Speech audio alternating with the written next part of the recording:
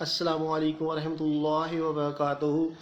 کافی دنوں کے بعد میں لائیو جا رہا ہوں اور پاکستان کے حالات تقریباً تمام پاکستانیوں کے سامنے ہیں۔ جس طرح میڈیا پہ اس کا نام کیا ہے، نیوز چلتی ہیں، چاہے وہ سوشل ایشوز ہو جائیں، کرائم کے حوالے سے ہو جائیں یا سیاست کے حوالے سے ہو جائے، اور چاہے مذہب کے حوالے سے ہو جائے اور چاہے انٹرنیشنل حوالے سے ہو جائے، یہ تمام جو خبریں ہیں عوام کو بتاتی ہیں کہ کچھ نہ کچھ ہو رہا ہے، اور ہر ایک کے کسی کا رد عمل آ رہا ہوتا ہے، سیاست کے حوالے سے ہو جائے، مذہب کے حوالے سے ہو جائے یا کچھ اور مختلف قسم کی چیزیں ہمارے معاشرے میں رونما ہو رہی ہوتی ہیں اور میڈیا اس کو بیان کر رہا ہوتا ہے۔ تو تمام نقاص اب میں ختم کر دیا ہے، میں نے زیادہ بولنا مختلف موضوعات کے حوالے سے، ایک ایک چیز کو، ایشوز کو ہائی لائٹ کرنا میڈیا میں بہت ریز کیا جاتا ہے۔ تو یہ میرا کام نہیں ہے کہ میں ایک ایک ایشو کو بیٹھ بیٹھ جاؤں اور میں اس کے متعلق بیان کرنا شروع کر دوں، یہ ایسے ہے، ویسے ہے، کیسے ہے۔ میری کوشش ہوتی ہے کہ میں ایکسٹرا آرڈنری بولنے کی کوشش کروں، چاہے وہ کسی بھی معاملے کے حوالے سے۔ تو لہٰذا میں نہ تو ایکٹیو ہونا چاہتا ہوں زیادہ سوشل میڈیا پہ، اور نہ ہی اس طرح کی، مگر معاشرے کی اصلاح کے حوالے سے جب بات آتی ہے تو میرا دل چاہتا ہے کہ میں کوئی نہ کوئی لائیو آؤں اور بتاؤں کہ کسی مسئلے کے متعلق میری رائے کیا ہے یا بہترین حل کیا ہے جو میں سوچتا ہوں۔ ضروری نہیں ہر کوئی میری بات سے متفق ہو، مگر اگر میری بات میں وزن ہو تو پھر اس کو لازمی اپریشیٹ بھی کیا جانا چاہیے اور اس کو سنجیدگی سے لیا جانا چاہیے۔ اور میں عام لوگوں کی بات نہیں کر رہا، میں ان کی بات کر رہا ہوں جو بڑے تھنک ٹینک خود کو سمجھتے ہیں، یا جو اپر ہینڈ میں مینجنگ پرسنالٹیز ہیں، جو ملک کو گورن کرنے کی طرف سے سوچتے ہیں، یا اس میں چاہے کوئی بھی ہو جو پاکستان کی بہتری چاہتا ہے، ان کے حوالے سے میں بات کر رہا ہوں۔ تمام نقاص جو ہیں، جو تمام خرابیاں جو مجھے نظر آتی ہیں، ان کی بنیادی وجہ کیا ہے؟ بنیادی وجہ ایک ہی چیز نظر آتی ہے، اور وہ ہے غلامی۔ جب قومیں غلام ہو جاتی ہیں، لوگوں کے، آپ کے تجزیہ نگار، آپ کے سیاستدان، آپ کے علماء دین، آپ کی قوم جب غلام ہو جائے گی تو قوم تباہ ہو جائے گی۔ پاکستان معرض وجود میں آیا، قائد اعظم محمد علی جناح اور علامہ محمد اقبال کے ساتھ مختلف عظیم رہنماؤں نے مل کے پاکستان کی تکمیل کی اور قوم کو غلامی سے نجات دلائی۔ اور کہنے والے کہتے ہیں کہ پاکستان مدینے کی ریاست کی طرز پہ قائم ہوا کہ لوگوں نے ہجرت کی اور ایک ویژن کے ساتھ خالی ہاتھ پاکستان لے لیا گیا، اور اس میں کردار کی خوبصورتی نظر آئی۔ لوگوں کو ذہنی اور جسمانی غلامی سے نجات دلائی گئی۔ اسلام، ہم مسلمان ہیں، جب ہندوستان میں پہلا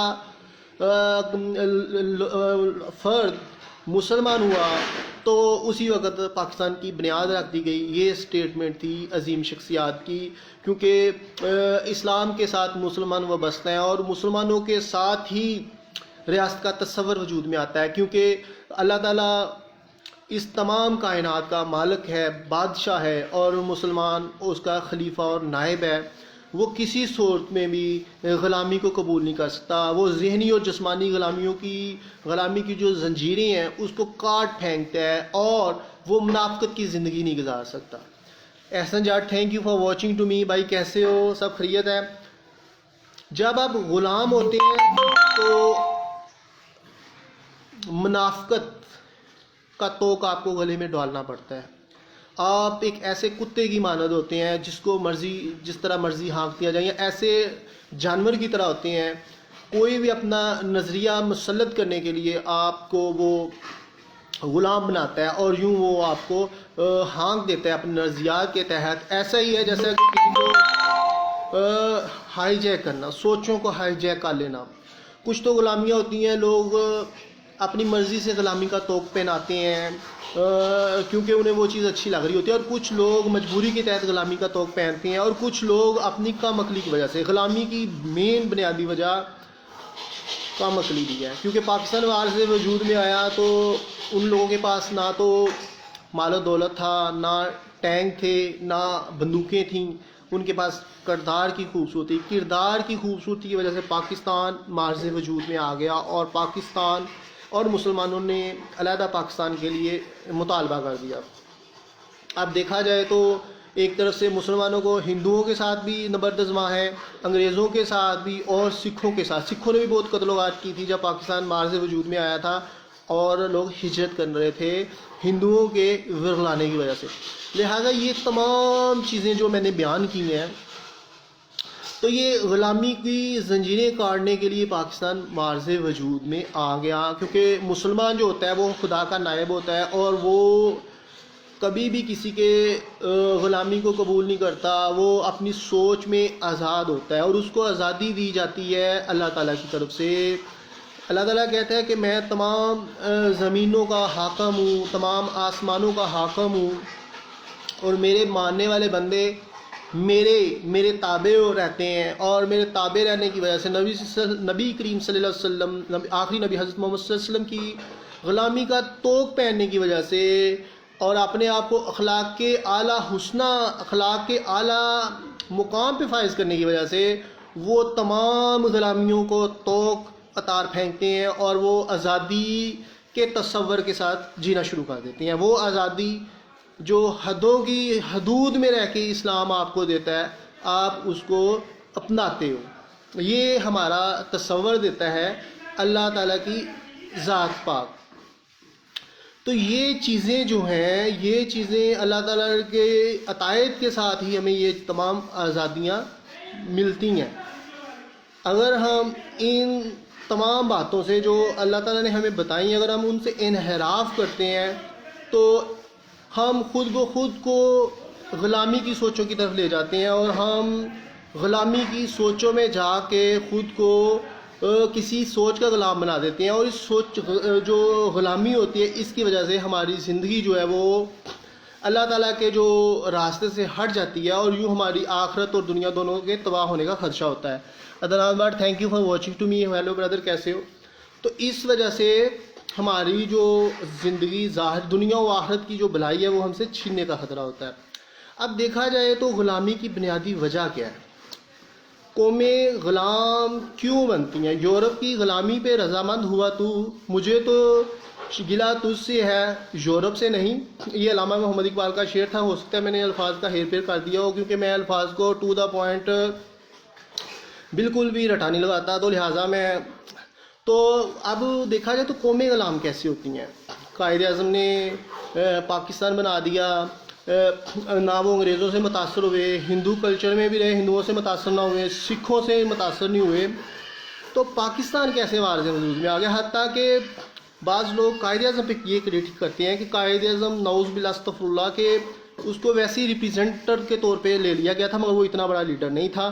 جبکہ ان کو یہ نہیں پتا کہ قائد اعظم جس اخلاق کے اعلیٰ مقام پہ فائز تھے، ان سے تو وہ گاندھی بھی متاثر ہوئے بغیر رس کا، اور ہندوؤں نے اپنے ہی لیڈر کو مار دیا اس لیے کہ وہ مسلمانوں کو کے حقوق کے ساتھ جو کھلواڑ کھیلنا چاہتے تھے ہندو، اپنی انتہا پسندی کی وجہ سے ان کو اپنی قوم کو ہی منع کرنے کی وجہ سے اس کو انہوں نے موت کی گھاٹ اتار دیا.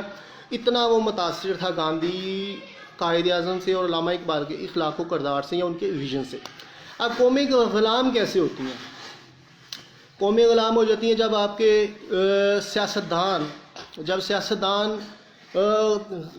غیر مسلم اقوام کے غلام ہو جاتے ہیں، ان کے نظریات کے، ان کی سوچ سے. اور اس کی غلامی کی دو وجوہات ہوتی ہیں. یا تو آپ کو اپنی خارجہ پالیسی کے لیے ان کے تعاون کی ضرورت ہوتی ہے، یا آپ کمزور ہوتے ہیں، یا آپ قرضوں میں جکڑے ہوئے ہوتے ہیں.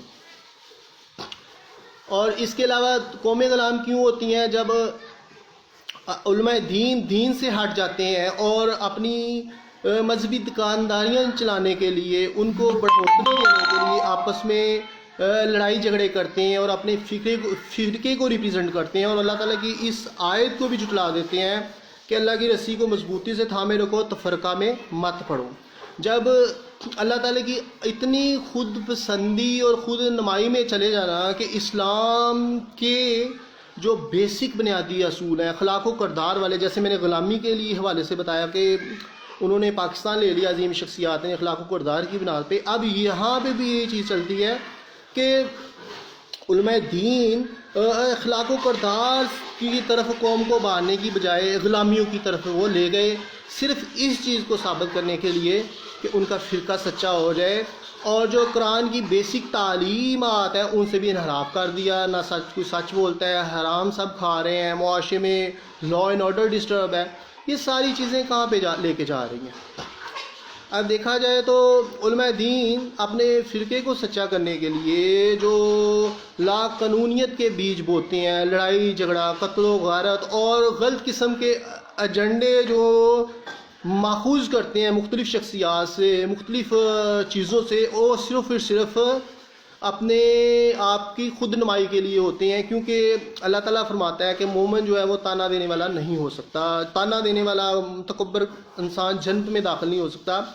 تو مومن کے دل جو ہوتے ہیں وہ چڑیوں کی مانند نرم ہوں گے اور وہی جنت میں جائیں گے. آپ سرکار کا حدیث ہے. تو یہ جتنے بھی تانا دینے والے علماء دین ہیں، اب دیکھا جائے ان کی سیاست بھی تانوں پہ چلتی ہے، لہٰذا ان کے جنت میں کیسے جا سکیں گے جبکہ یہ تو دین کے ریپرزینٹ ہیں اور قوم اخلاقی پستی کا شکار ہے. غلامی کی سوچ مل گئی نا قوم کو. علماء دین کے پھندوں میں پھنس کے رہ گئے اور فرقہ کھیلنا شروع کر دیا. اسی طرح سیاستدانوں کے حوالے سے دیکھا جائے تو یہ سیاستدان پاکستان کے مغرب کے غلام اور ان سیاستدانوں کے نظریات کے پاکستانی قوم غلام اور غلامی سے غلامی بددستور جنم لے رہی ہے اور ان کے نظریات بھی 100% پرفیکشن والے نہیں ہیں. تو غلامیوں کا سسٹم کہاں سے کہاں تک چلا جاتا ہے. اب سیاسی حوالے سے دیکھا جائے تو غلامیاں، لڑائی جھگڑے، تباہیاں، یہ ساری انتہا پسندیاں، علماء دین کی انتہا پسندی، سیاستدانوں کی انتہا پسندی، یہ ساری چیزیں ساتھ ساتھ چل رہی ہیں. اسی طرح معاشرے میں طاقتور شخصیات کی انتہا پسندی، یہ ساری چیزیں ساتھ ساتھ چل رہی ہیں. اب ہوتا کیوں ہے؟ اب پاکستان، میرے بیسک وجہ جو تھی، جو میں آج سوچ رہا تھا، کل کا میں نے پلان کیا ہوا تھا کہ اس ویڈیو بناؤں گا ایک ایسی جو قومیں تباہ کیوں ہوتی ہیں، غلام کیوں ہوتی ہیں، معاشرے کے نقاص کیا ہیں. اب وہ میں ساری چیزیں آپ کو میں کنکلیوڈ کرنے جا رہا ہوں کہ جب علماء دین اور سیاستدان اور طاقتور شخصیات اپنی مرضی سے معاشرے کو، قوانین کو، لا اینڈ آرڈر کو اپنے ہاتھوں میں کٹ پتلی کی طرح، ہر دھرم کی طرح، اس کا نام کیا ہے، اس کو بگاڑ پیدا کریں گے تو ایٹومیٹکلی پاکستان کا تشخص اور اس کے نظریات کو، اس کی احساس کو، بنیاد کو دھچکا پہنچے گا. قومی آپ پولیس کا نظام دیکھ لیجئے، پولیس بھی غلام جس قوم کی ہو. پاکستان تو آزاد ہو گیا، پاکستانی آزاد ہو گئے، مگر ابھی بھی بدستور ان کی ذہنی اور جسمانی غلامیاں چل رہی ہیں. پولیس کا ادارہ جو ہے وہ طاقتور شخصیات کے لیے استعمال ہوتا ہے. اس کو روز خبریں آتی ہیں، روز خبریں بنتی ہیں، چھوٹے چھوٹے لوگ کرائم میں جا رہے ہیں. اس کی بیسک وجہ کیا ہے، یہ ایک تفصیل سے بحث چلی جائے گی. تو کیا وجہ ہے؟ اب پولیس کا ادارہ جب حکومتی ریاستی مشینری کے تحت استعمال نہ ہو، حکومت کی جو ہے اس کے مطابق چلے، جو بھی گورننگ باڈیز حکومت آئے اور اپنی مرضی کے تحت وہ چلائیں، جبکہ ریاست کی کیا ذمہ داریاں ہیں پولیس کے حوالے سے وہ اس کو فلفل نہ کریں، تو پاکستان میں نقائص اور خرابیاں جنم لیتی ہیں، پاکستان کمزور ہوتا ہے. Asif Khan, thank you for watching to me. بھائی کیسے ہو؟ تو اب دیکھا جائے تو جتنا زیادہ معاشرے میں وائلنس کریٹ ہو رہا ہے، جتنے زیادہ جرائم کریٹ ہو رہے ہیں، اس کی وجہ کیا ہے؟ اس کی بیسک وجہ یہ، اب جرائم کریٹ ہونا، معاشرے میں خرابیاں ہونا، روز قتل و غارت کی اور چوری ڈکیٹی اور اس کا نام کیا ہے، انتہا پسندی اور قبضہ مافیا، منشیات مافیا، دوسرے تیسرے مافیا، پاکستان کی ریاستی ریڈ چیلنج، پاکستان جس بیان میں بناؤ اس پہ کوئی نہیں دیکھ رہا. تو ان تمام خرابیوں کی وجوہات کیا ہیں؟ یہ تمام جو لوگ کرتے ہیں یہ پاکستانی ریاست کو چیلنج کر رہے ہوتے ہیں. اور چیلنج کیوں کرتے ہیں؟ کہ پاکستان کا نظام حکومت کمزور ترین ہوتا ہے، جو لوگوں کو پروٹیکٹ نہیں کر سکتا، شریف شرفا کو، اور جو غنڈہ اشخاص ہیں جو سمجھتے ہیں کہ پولیس بھی ان کے ہاتھوں کٹ پتلی، سیاسی اثر و رسوخ ہونے کی وجہ سے یہ وہ. تو ایسے میں پاکستان کے ریاست کو چیلنج کیا جا رہا ہوتا ہے. اور جو بھی اور اس میں تمام شامل ہیں، چاہے وہ گورنمنٹ میں ایکٹیو ہو، چاہے گورنمنٹ ایکٹیو نہ ہو، ہر وہ طاقتور شخصیات جو موجود ہوتی ہیں وہ اپنی مرضی سے ہر مختلف نظام کو ہانکتی ہیں اور معاشرے میں خرابیاں پیدا کرتی ہوتی ہیں، نظر آتی ہیں. کل خبر چاہ رہی تھی کمبل چوری کرتا ہوا انسان پکڑا گیا اور اس کی بڑے ہائی لائٹ کیا جا رہا تھا یہ وہ. طاقتور شخصیات کی خرابیاں کسی کو نظر نہیں آتی. ایک کمبل چور کی خرابی نظر آ گئی کیونکہ وہ اس بحث معاشرے سے اتنا نامید ہو چکا تھا کہ کسی نے اس کو تن ناپنے کے لیے اور سردی سے محفوظ ہونے کے لیے نہ تو جیکٹ دی اور نہ کمبل دیا. تو جب خدا کے پیدا کیے ہوئے لوگ ہی خدا کے نظام کو چیلنج کریں گے اور اس سے انحراف کریں گے، تو ایسے میں ایسے شریف لوگ جن سے ریاست نے جو گورننگ باڈیز ہوتی ہیں، ایسی حکومتیں جو لوگوں کو بنیادی حقوق نہ دے سکیں، ایسی حکومتیں جو ایجوکیشن نہ دے سکیں، صحت نہ دے سکیں، ان کو روزگار نہ دے سکیں، ان کو ٹریولنگ نہ دے سکیں، حقیقت تھانہ کچہری میں اس کو انصاف نہ دے سکیں، تو پھر ایسے معاشرے میں روٹی چور اور کمبل چور نظر آنا کوئی بڑی بات نہیں ہے. افسوس ان پہ ہونا چاہیے جو بڑی بڑی چوریاں کرتے ہیں، جو ڈاکے ڈالتے ہیں. جب حکومتیں یرغمال ہو جاتی ہیں مافیاز کے ہاتھوں میں اور چیزیں مہنگی ہو جاتی ہیں اور کہتے ہیں ہم میں سے کنٹرول نہیں ہوتی، تو افسوس ان پہ کرنا چاہیے، نہ کہ کمبل چور اور روٹی چور پہ. افسوس ان پہ ہونا چاہیے جو لوگوں کے حقوق چھینتے ہیں اور پھر کہتے ہیں کہ عوام ایسی تو ویسی اور جاہل قوم اور یہ قوم ترقی نہیں کر سکی اور یہ وہ. افراد کے ہاتھوں میں ہوتی ہے قوم کی تقدیر، اور قومیں ترقی اس وقت کرتی ہیں جب ان کو فنڈامنٹل رائٹ ملتے ہیں، اور قومیں آزاد اس وقت ہوتی ہیں جو اپنے نظریات میں آزاد ہوتی ہیں. جس قوم میں غلامی کا سسٹم چل رہا ہو، لوگوں کو کی بے بسیوں اور مجبوریوں کا سودا کیا جا رہا ہو، اور آفسز میں جس طرح کا حال ہوتا ہے ملازمین کا، اور جس طرح ان کو پرائیویٹ سیکٹر میں ان کے ساتھ سلوک ہو رہا ہوتا ہے، اور جس طرح یہاں پہ کوئی پاکستان ڈیولپ کنٹری نہیں ہے کہ ادھر سے جاب چھوڑی تو ادھر جاب مل گئی اور یہ وہ، اور کسی کے نخرے نہ رہے. نک پونجن دی جانچ نہیں ہوندی اور بہت ہیں شوخیاں مار رہا ہوں جی وہ آل انڈر ہوئے اور پتہ نہیں کی تیر مارے، اگر وہ نہ آئے تو نظام ہی نہیں چلتا. ہر جگہ کی بات کر رہا ہوں. اسی طرح گورنمنٹ سیکٹر میں تھوڑی بہت آزادی بھی ہوگی اور ادھر چھٹیوں کا بھی سسٹم ہوتا ہے کیونکہ لوارس ہے نا پاکستان کا نظام حکومت. سارے ادارے فلاپ جا رہے ہیں. وابڈا ادارہ خسارے میں، پی آئی اے خسارے میں، اسٹیل مل خسارے میں، ہر چیز خسارے، کیونکہ پاکستان سے کسی کو ہمدردی نہیں ہے.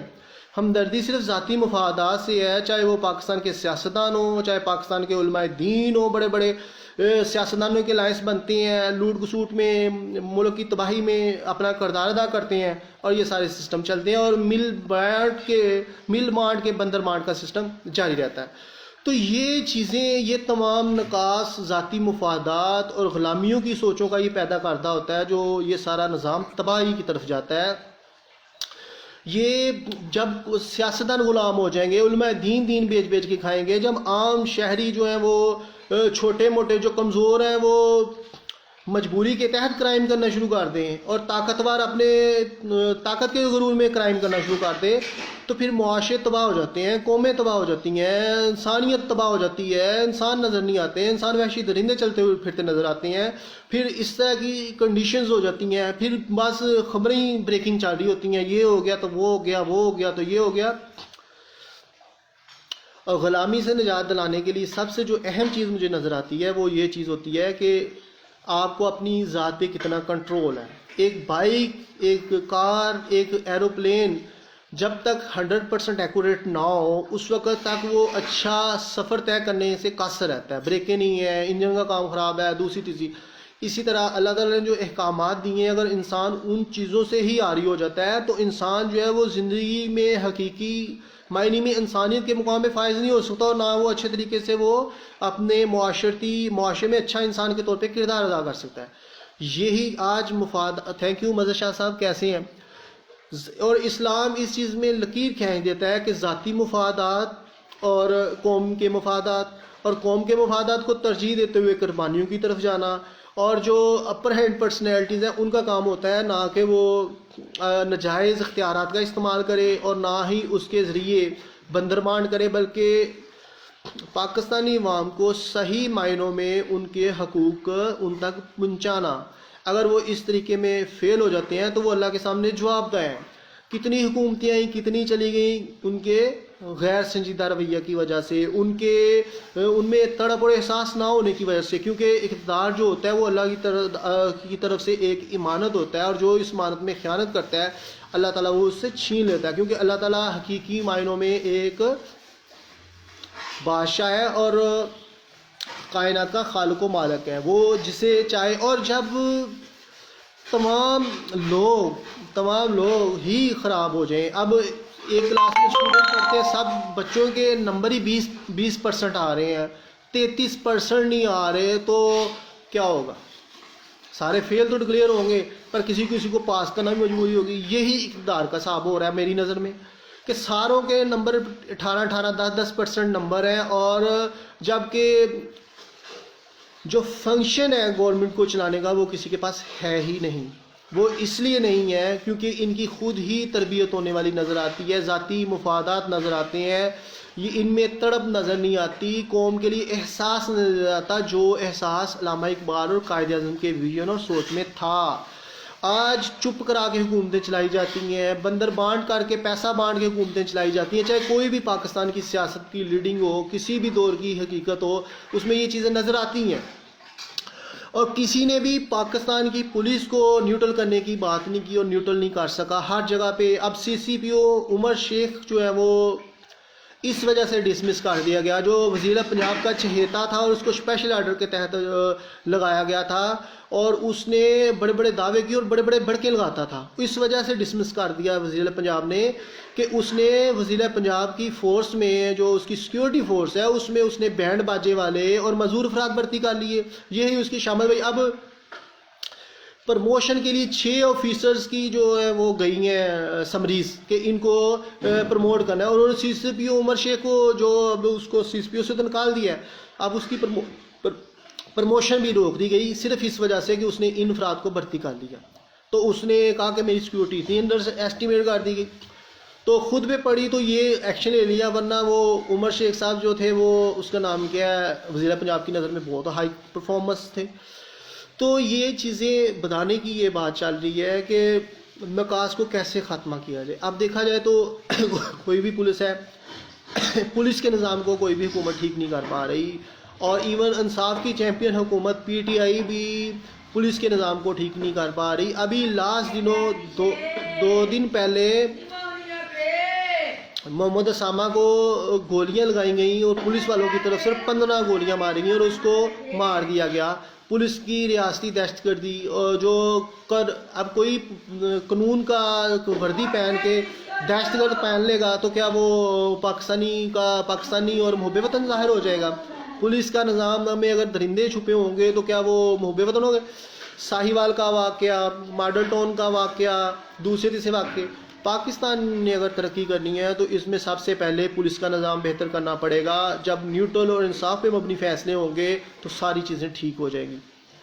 دوسری چیز جو مجھے نظر آتی ہے کہ چاہے کوئی بھی گورنمنٹ ہو، اگر پاکستان کے نظام کو ٹھیک کرنا ہے اور غلامی سے نجات دلانی ہے، آج میرا موضوع جو تھا وہ غلامیوں سے نجات کے حوالے سے تھا، تو اگر کسی بھی گورنمنٹ کو غلامی سے نجات دلانی ہے، کوئی بھی گورنمنٹ ہو، اس کی غلامی سے، کیونکہ دیکھنے میں آیا ہے جو بھی گورنمنٹ آئی ہے اس کا سیریس ایٹیٹیوڈ اس لیے نہیں ہوا کہ مفت میں حکومتیں ملی۔ مفت میں حکومت ملنے سے مراد یہ ہے کہ وہ بندہ اہل ہی نہیں تھا، مگر جیسے میں نے پہلے بات کی کہ 20% نمبر لے کے فرسٹ ڈویژنیں مل گئیں، 20 نمبر لے کے پاسنگ مارک والوں کو A grade B grade C grade مل گئے، تو کوئی اس کے اہل ہی نہیں تھا، چاہے ووٹنگ کے ذریعے بھی کیوں نہ ہو، کیونکہ ان کا سیریس ایٹیٹیوڈ ہی نہیں ہے۔ عدلیہ بیٹھی ہوئی ہے، اگر ایک گورنمنٹ پرفارم کرنے میں ناکام رہتی ہے، مہنگائی کو کنٹرول کرنے میں ناکام رہتی ہے، وہ ان کو نوٹسز جاری کر سکتی ہے، ان کی پرفارمنس کو بڑھا سکتی ہے، متعلقہ وزراء کی، وزیر اعلیٰ کی، کہ جناب تم کیا بیٹھے ہوئے، متعلقہ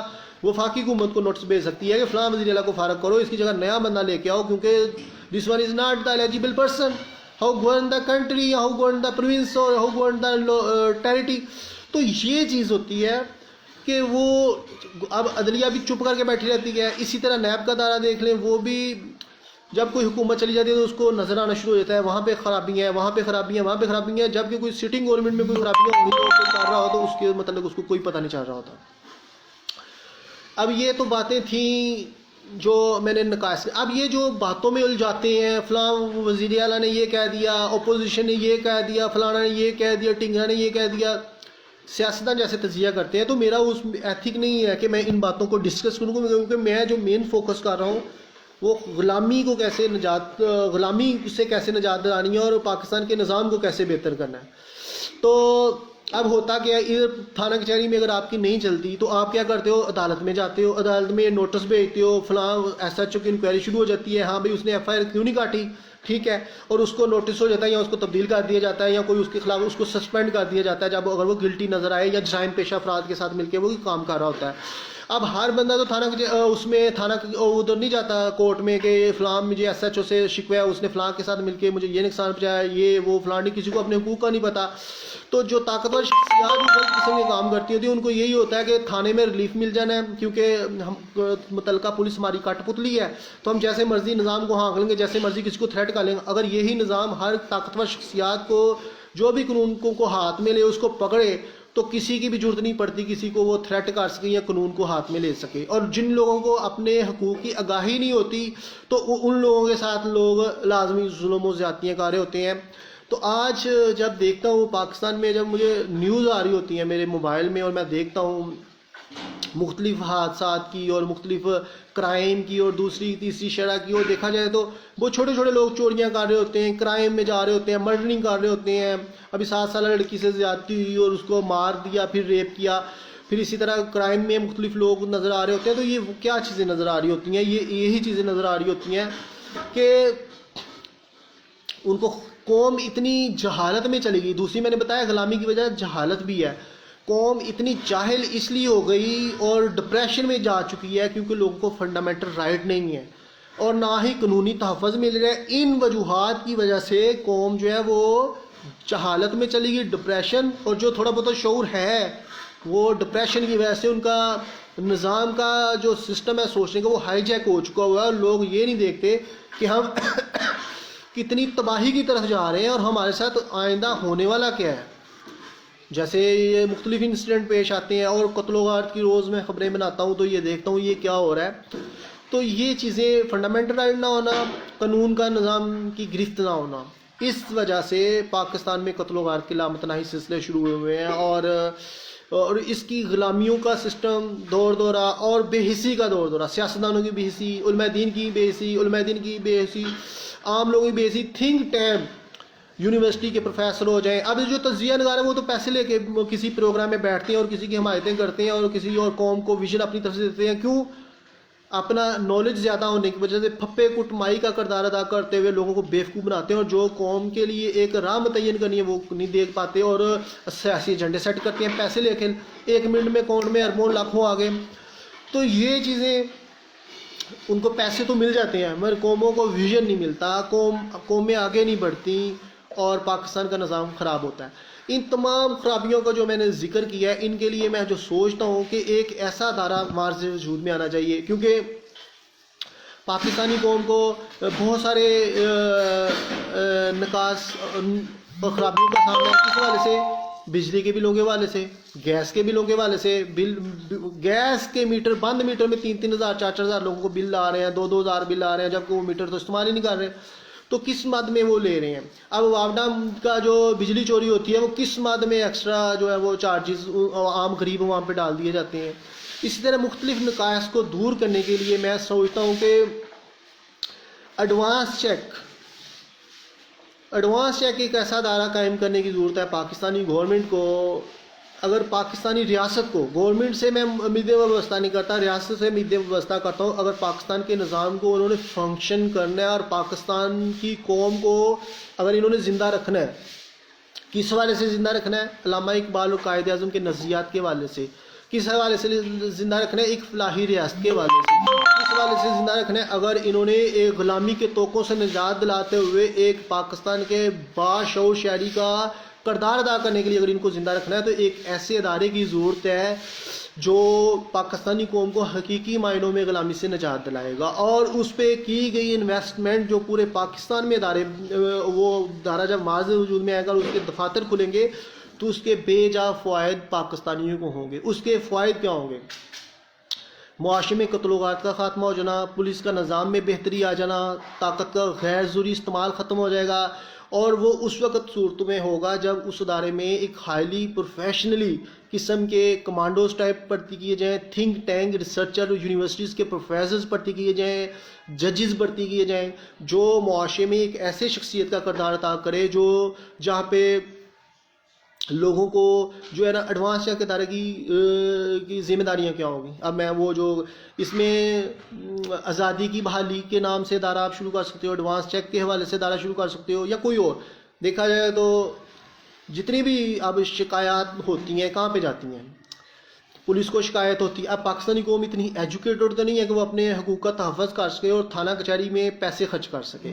تو جب ایڈوانس چیک ادارہ ہوگا یا آزادی کی بحالی کے نام سے یا آپ آزاد ہو یا کوئی بھی اس کو نام دیا جائے وہ ہوگا, تو اس کا فائدہ یہ ہوگا کہ اگر کسی کو پولیس سے ریلیٹڈ شکایت ہے تو وہ فلانا متعلقہ ادارے میں جائے کہ ہاں میں پولیس میں گیا ہوں, میری سنوائی نہیں ہوئی, تو آپ خود دیکھو فلاں ایس ایچ او کا پھر انویسٹیگیشن شروع ہو جائے گی, وہ فارغ ہو جائے گا یا اس کے ساتھ کیا ہوگا یہ وہ بعد میں دیکھنے کی بات ہوگی. آپ کو واسا سے ریلیٹڈ پانی کے حوالے سے شکایت ہے, آپ فلاں ادارے کو شکایت دو, جی میں واسا کے پاس مجھے مسئلہ ہے, تو وہ ادارہ خود ہی بیٹھ کے واسا کو شکایت کرے گا فلاں پرسن کو یہ شکایت ہے, فوری پھر دور کی جائے اور اس کی وجوہات کیا ہیں. بجلی کے حوالے سے بل زیادہ آ گیا یا کوئی اور مسئلہ آ گیا, میٹر کا سسٹم ہے, یہ وہ شکایت ہے. وابڈا کے حوالے سے شکایات کے حوالے سے یہ ادارہ ہے نا. تو گھریلو ڈومیسٹک مسائل کے حوالے سے ادارہ ہے وہ فلانا. اب کسی کو زمین کا مسئلہ چل رہا ہے, کوئی ناجائز تجاوزات ہے یا کوئی غلط خرابی کوئی پیدا کر رہا ہے, معاشرتی لڑائیوں کا سسٹم چل رہا ہے, وہ ادارہ بیٹھ کے انویسٹیگیٹ کرے گا, بیہیویئر انویسٹیگیٹ کرے گا. اسی طرح اسکول کالجز میں دیکھا جائے متعلقہ دفاتر جو ہوں گے اس کے, اب متعلقہ علاقے والے شکایت کرتے ہیں کہ جی فلاں ہمارے اسکول میں اچھی پڑھائی نہیں گورنمنٹ میں ہو رہی, یا فلاں جگہ پہ یہ سسٹم چل رہا ہے, یا فلاں جگہ پہ. اب یہ ادارہ اتنا میں ہائی پروفیشنل طور پہ دیکھ رہا ہوں کہ اگر اس میں تو میں کہتا ہوں بلدیاتی الیکشن بھی نہیں ہونے چاہیے. اس سے کروڑوں اربوں روپیہ پاکستانی قوم کا بچ سکتا ہے, اس وجہ سے کہ اس ادارے میں وہ متعلقہ شخصیات خود سروے کریں گی متعلقہ علاقوں کا جہاں پہ سڑکیں ٹوٹ پھوٹ کا شکار ہوں گی, سیوریج کا نظام ٹھیک نہیں ہوگا, یا متعلقہ علاقے کی شکایات جو ہوں گی وہ ادارہ اس کو ٹھیک کر سکتا ہے, اور اسی کے تحت وہ فنڈنگ ہوگی اور وہ سسٹم ٹھیک ہو جائے گا. بجائے اس کے کہ جو سیاسی اقدار آگے منتقل ہوئے ہیں, لاکھوں اربوں روپیہ یہ کھا رہے ہیں, اور پاکستان کے بدستور مسائل اور پاکستانی قومی خزانے میں پیسہ نہیں ہے. تو اگر اس طرح کا ایک ادارہ معرض وجود میں آ جاتا ہے تو پھر اس سے ہوگا کیا؟ اس سے یہ ہوگا کہ نہ صرف آپ کے لوکل معاشرتی جو گلی محلے کے مسائل حل ہوں گے, جبکہ جو رانگ قسم کے ایلیمنٹ ہے, اگر کسی کو کسی سے تھریٹ ہے تو وہ متعلقہ ادارے کو تھریٹ کے متعلق دے سکتا ہے کہ فلاں یہ چیز میں نے محسوس کی. پولیس کا فنکشن تو اس وقت شروع ہوتا ہے نا, وہ کہتی ہے جب کوئی حقوق ہو جائے تو پھر مجھے بلاؤ, ہم تھریٹ تھروٹی اس طرح کی چیزوں کو نہیں مانتے. اب یہ اس ادارے کی وجہ سے یہ ہوگا کہ یہ بیسیکلی انویسٹیگیٹ کرے گا, اس میں انٹیلیجنس ہوگی جو متعلقہ چیزیں انویسٹیگیٹ کرے گی, ایک رپورٹ تیار کرے گی کہ متعلقہ شکایت کرنے والا انسان صحیح ہے یا جو غلط یا کوئی اور چیز ہے.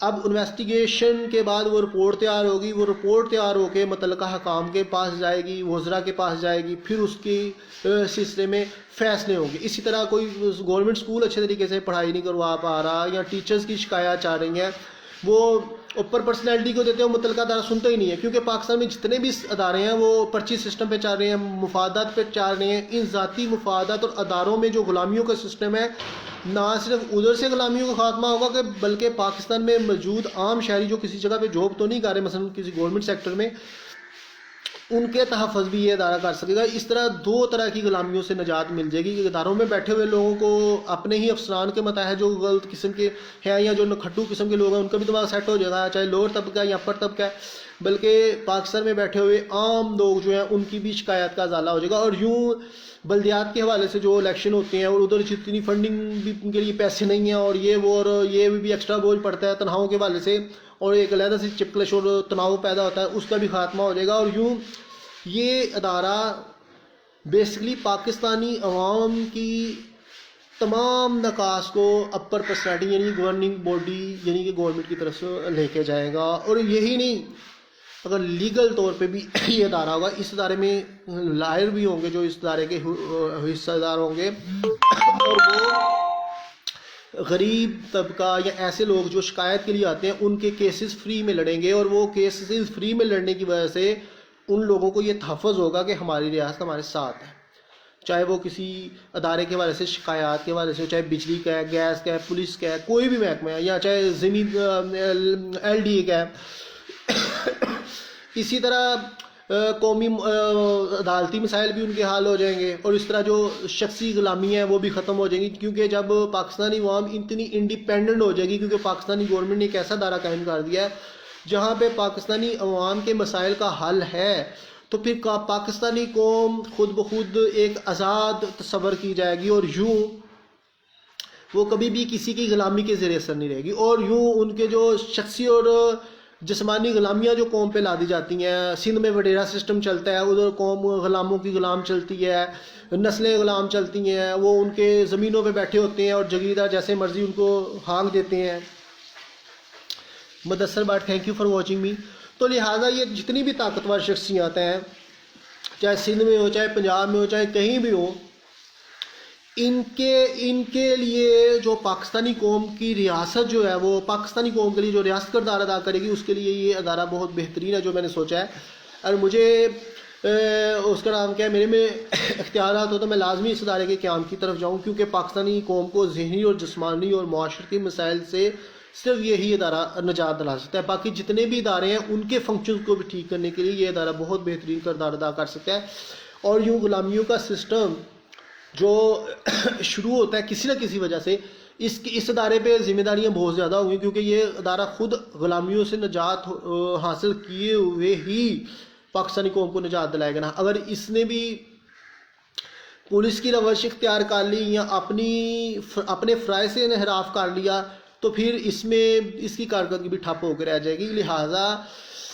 اس ادارے کے قائم ہونے سے بہت سارے اداروں کی پرفارمنس جو ہے وہ اٹیچ ہو جائے گی، اور یوں ایک چیک ملے گا تمام اداروں کو، اور پاکستان کے عوام کو غلامی سے نجات ملے گی، اور اداروں میں بیٹھے ہوئے جو مظالم ہو رہے ہیں ادھر سے بھی ان ملازمین کو ظالم قسم کے حکمران افسران سے نجات مل جائے گی، یا جو کھٹو ناہل نچلا طبقہ ہوگا وہ اچھا کام نہیں کر رہا ہوگا، عوامی شکایت کا ازالہ نہیں کر رہا ہوگا یا اپنا ورک نہیں کر رہا ہوگا، تو ان کے خلاف کمپلین جائیں گی، تو ان کی دماغ سیٹ ہو جائے گا، تو یہ ساری چین سسٹم ہوگا۔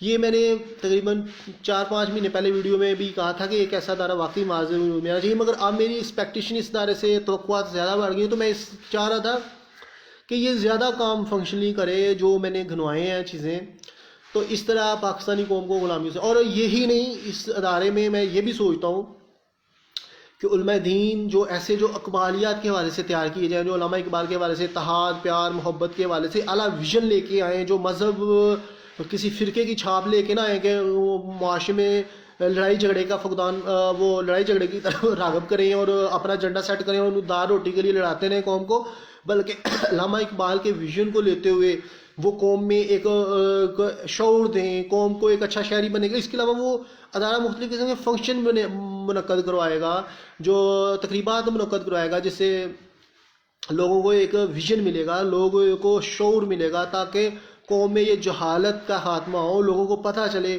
آج پاکستانی قوم غلام کیوں ہے۔ اچھا یہ تو ادارے سے حوالے سے بات ہوگی۔ اب دیکھا جائے تو غلامیاں کیا ہیں آج کے دور میں، غلامیاں کیا ہیں؟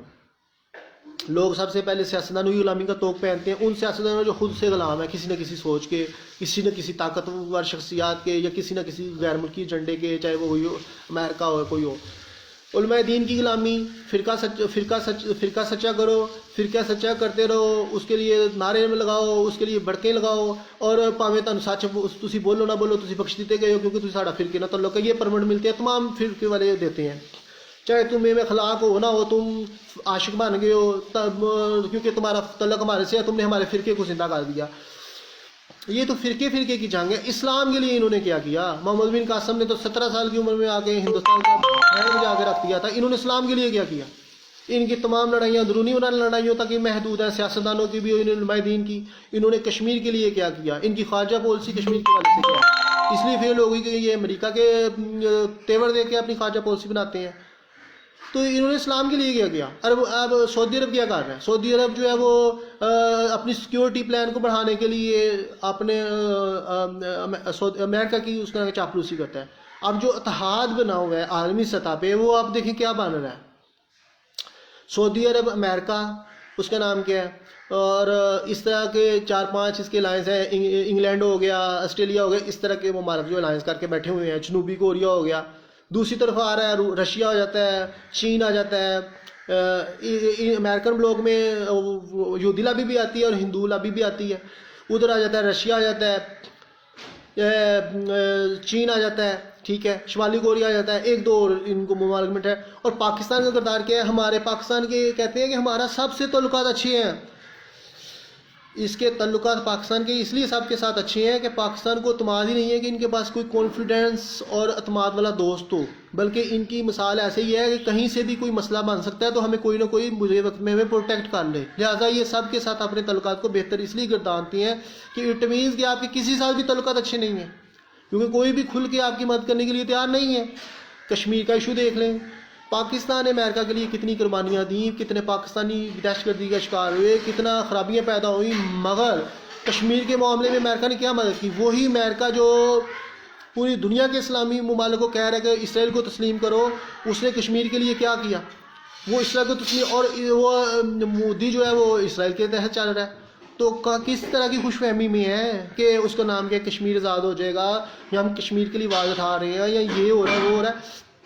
خوش فہمی اور غلامی کی سوچیں, غلامی کی سوچ یہی ہوتی ہے, یہ غلامی کی سوچ کے لیے یہ بھی کافی ہے کہ ہمارے لیے بہتری پیدا ہو جائے گی, ہمارے لیے بہتری پیدا ہو جائے گی. جب کہ پریکٹیکلی آپ پالیسی نہ بناؤ, آپ کوئی پریکٹیکلی کام ہی نہ کرو, تو پھر معاشرے میں غلامیوں کا سسٹم تو بڑھے گا. اب امریکہ غلام بنانے کی کوشش کرتا ہے کیونکہ وہ اپنی آپ کو تشخص کو, Sufiyan Rajpur thank you for watching to me brother, کیسے ہو, سب گھر میں خیریت ہے. تو امریکہ غلامی پیدا کرنا چاہتا ہے. وہ کہتا ہے میرے پاس ٹیکنالوجی ہے, میرے پاس پیسہ ہے, میرے پاس پاورز ہے, میں غلام بناؤں گا پوری دنیا کو, اس میں مسلمانوں کا بھی قتل عام کروں گا, ان سے مادی وسائل کو چھینوں گا, اور ان کے تیل کے کنویں چھین لوں گا, ان سے مادی سباب ان کی معدنیاں چھین لوں گا. کبھی یہ بھوت سوار ہوا تھا برطانیوں کو, آج اس کا تو حکمرانی کا خواب ختم ہو گیا نا.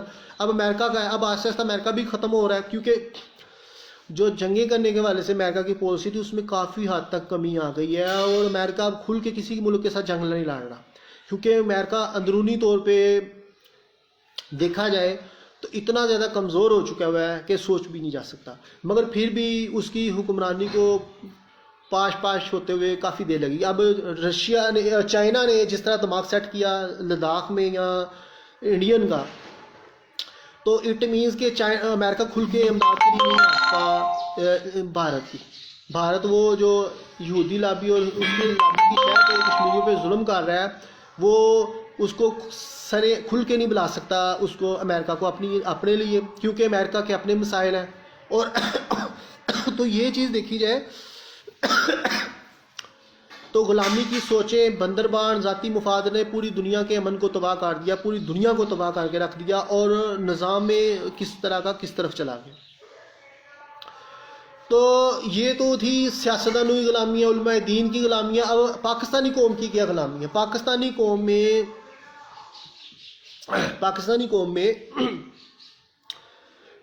قوم میں کوئی اچھا ویژنری اور مسلمانوں میں لیڈر نہ ہونے کی وجہ سے, ایک اچھے اخلاق والی اچھی پرسنالٹی نہ ہونے کی وجہ سے, قوم جو ہے وہ مذہب کو ایک حقیقت کے طور پہ تو لیتی ہے مگر اس کو پہ عمل نہیں کرتی. اور جبکہ قوم جو ہے بدستور غلام ہو چکی ہے خواہشات کی. انہیں یورپ کی نکالی کرنا اچھا لگتا ہے, یورپ کی طرح پیسے ہونے چاہیے ہمارے پاس, انٹرٹینمنٹ ہونی چاہیے, اور شراب کباب کا بندوبست ہونا چاہیے, اور بڑے بڑے دعوے ہونے چاہیے, اور ٹریولنگ ہونی چاہیے. یہ بحثیت جنوبی ایشیا بر صغیر کے مسلمانوں کی دل دادا چیز بنتی جا رہی ہے. کو ایجوکیشن کا سسٹم آ گیا,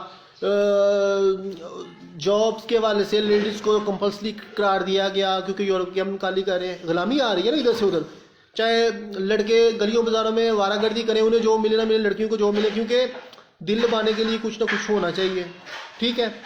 اسی طرح کام میں چام پیدا ہوتا ہے, اس لیے ان کا بھی ضروری ہے. پازیٹیو نیگیٹو کا ریئیکشن ہوتا رہے گا تو نظام سسٹم ٹھیک چلتا رہے گا.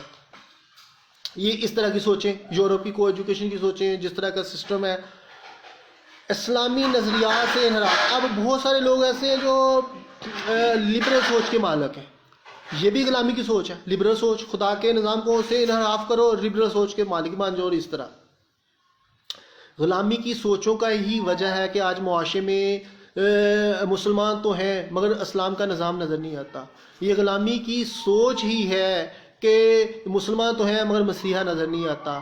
یہ غلامی کی سوچ ہی ہے کہ مسلمان ہیں اسلام کے جو حقیقی پیغام ہے اس سے مسلمان غافل نظر آتے ہیں. تو یہ غلامی کی تمام سوچوں کی پیدا کرتا ہے. آج دیکھا جائے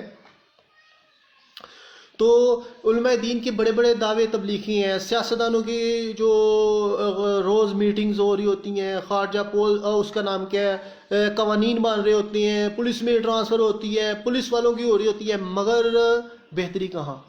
روز اجلاس ہوتے ہیں پروونشل اسمبلی کے اور قومی اسمبلی کے اور صوبائی اسمبلی کے، مگر کیا قوانین بنتے ہیں؟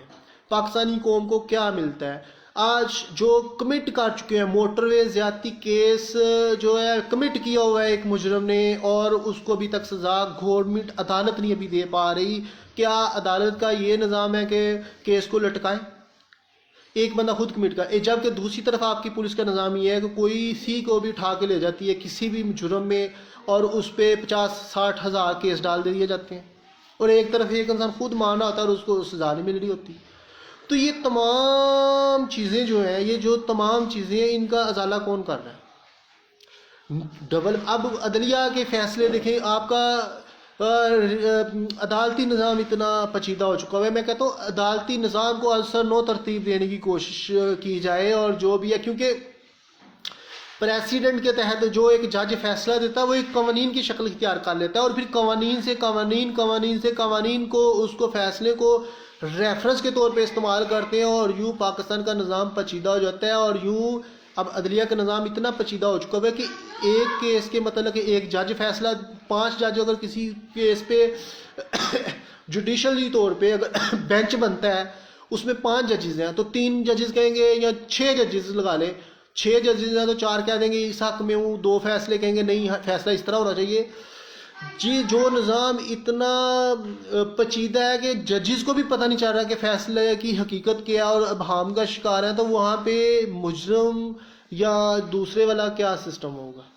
تو یہ چیزیں بھی اس کا آپ کا جوڈیشری کا نظام آپ کو اثر نو ترتیب دینے کی ضرورت ہے. آپ کو دیکھا جائے تو کس چیز کو ٹھیک کرنے کی پاکستان میں ضرورت نہیں ہے، ہر چیز کو ٹھیک کرنے کی ضرورت ہے، مگر اس کے لیے کون کرے گا؟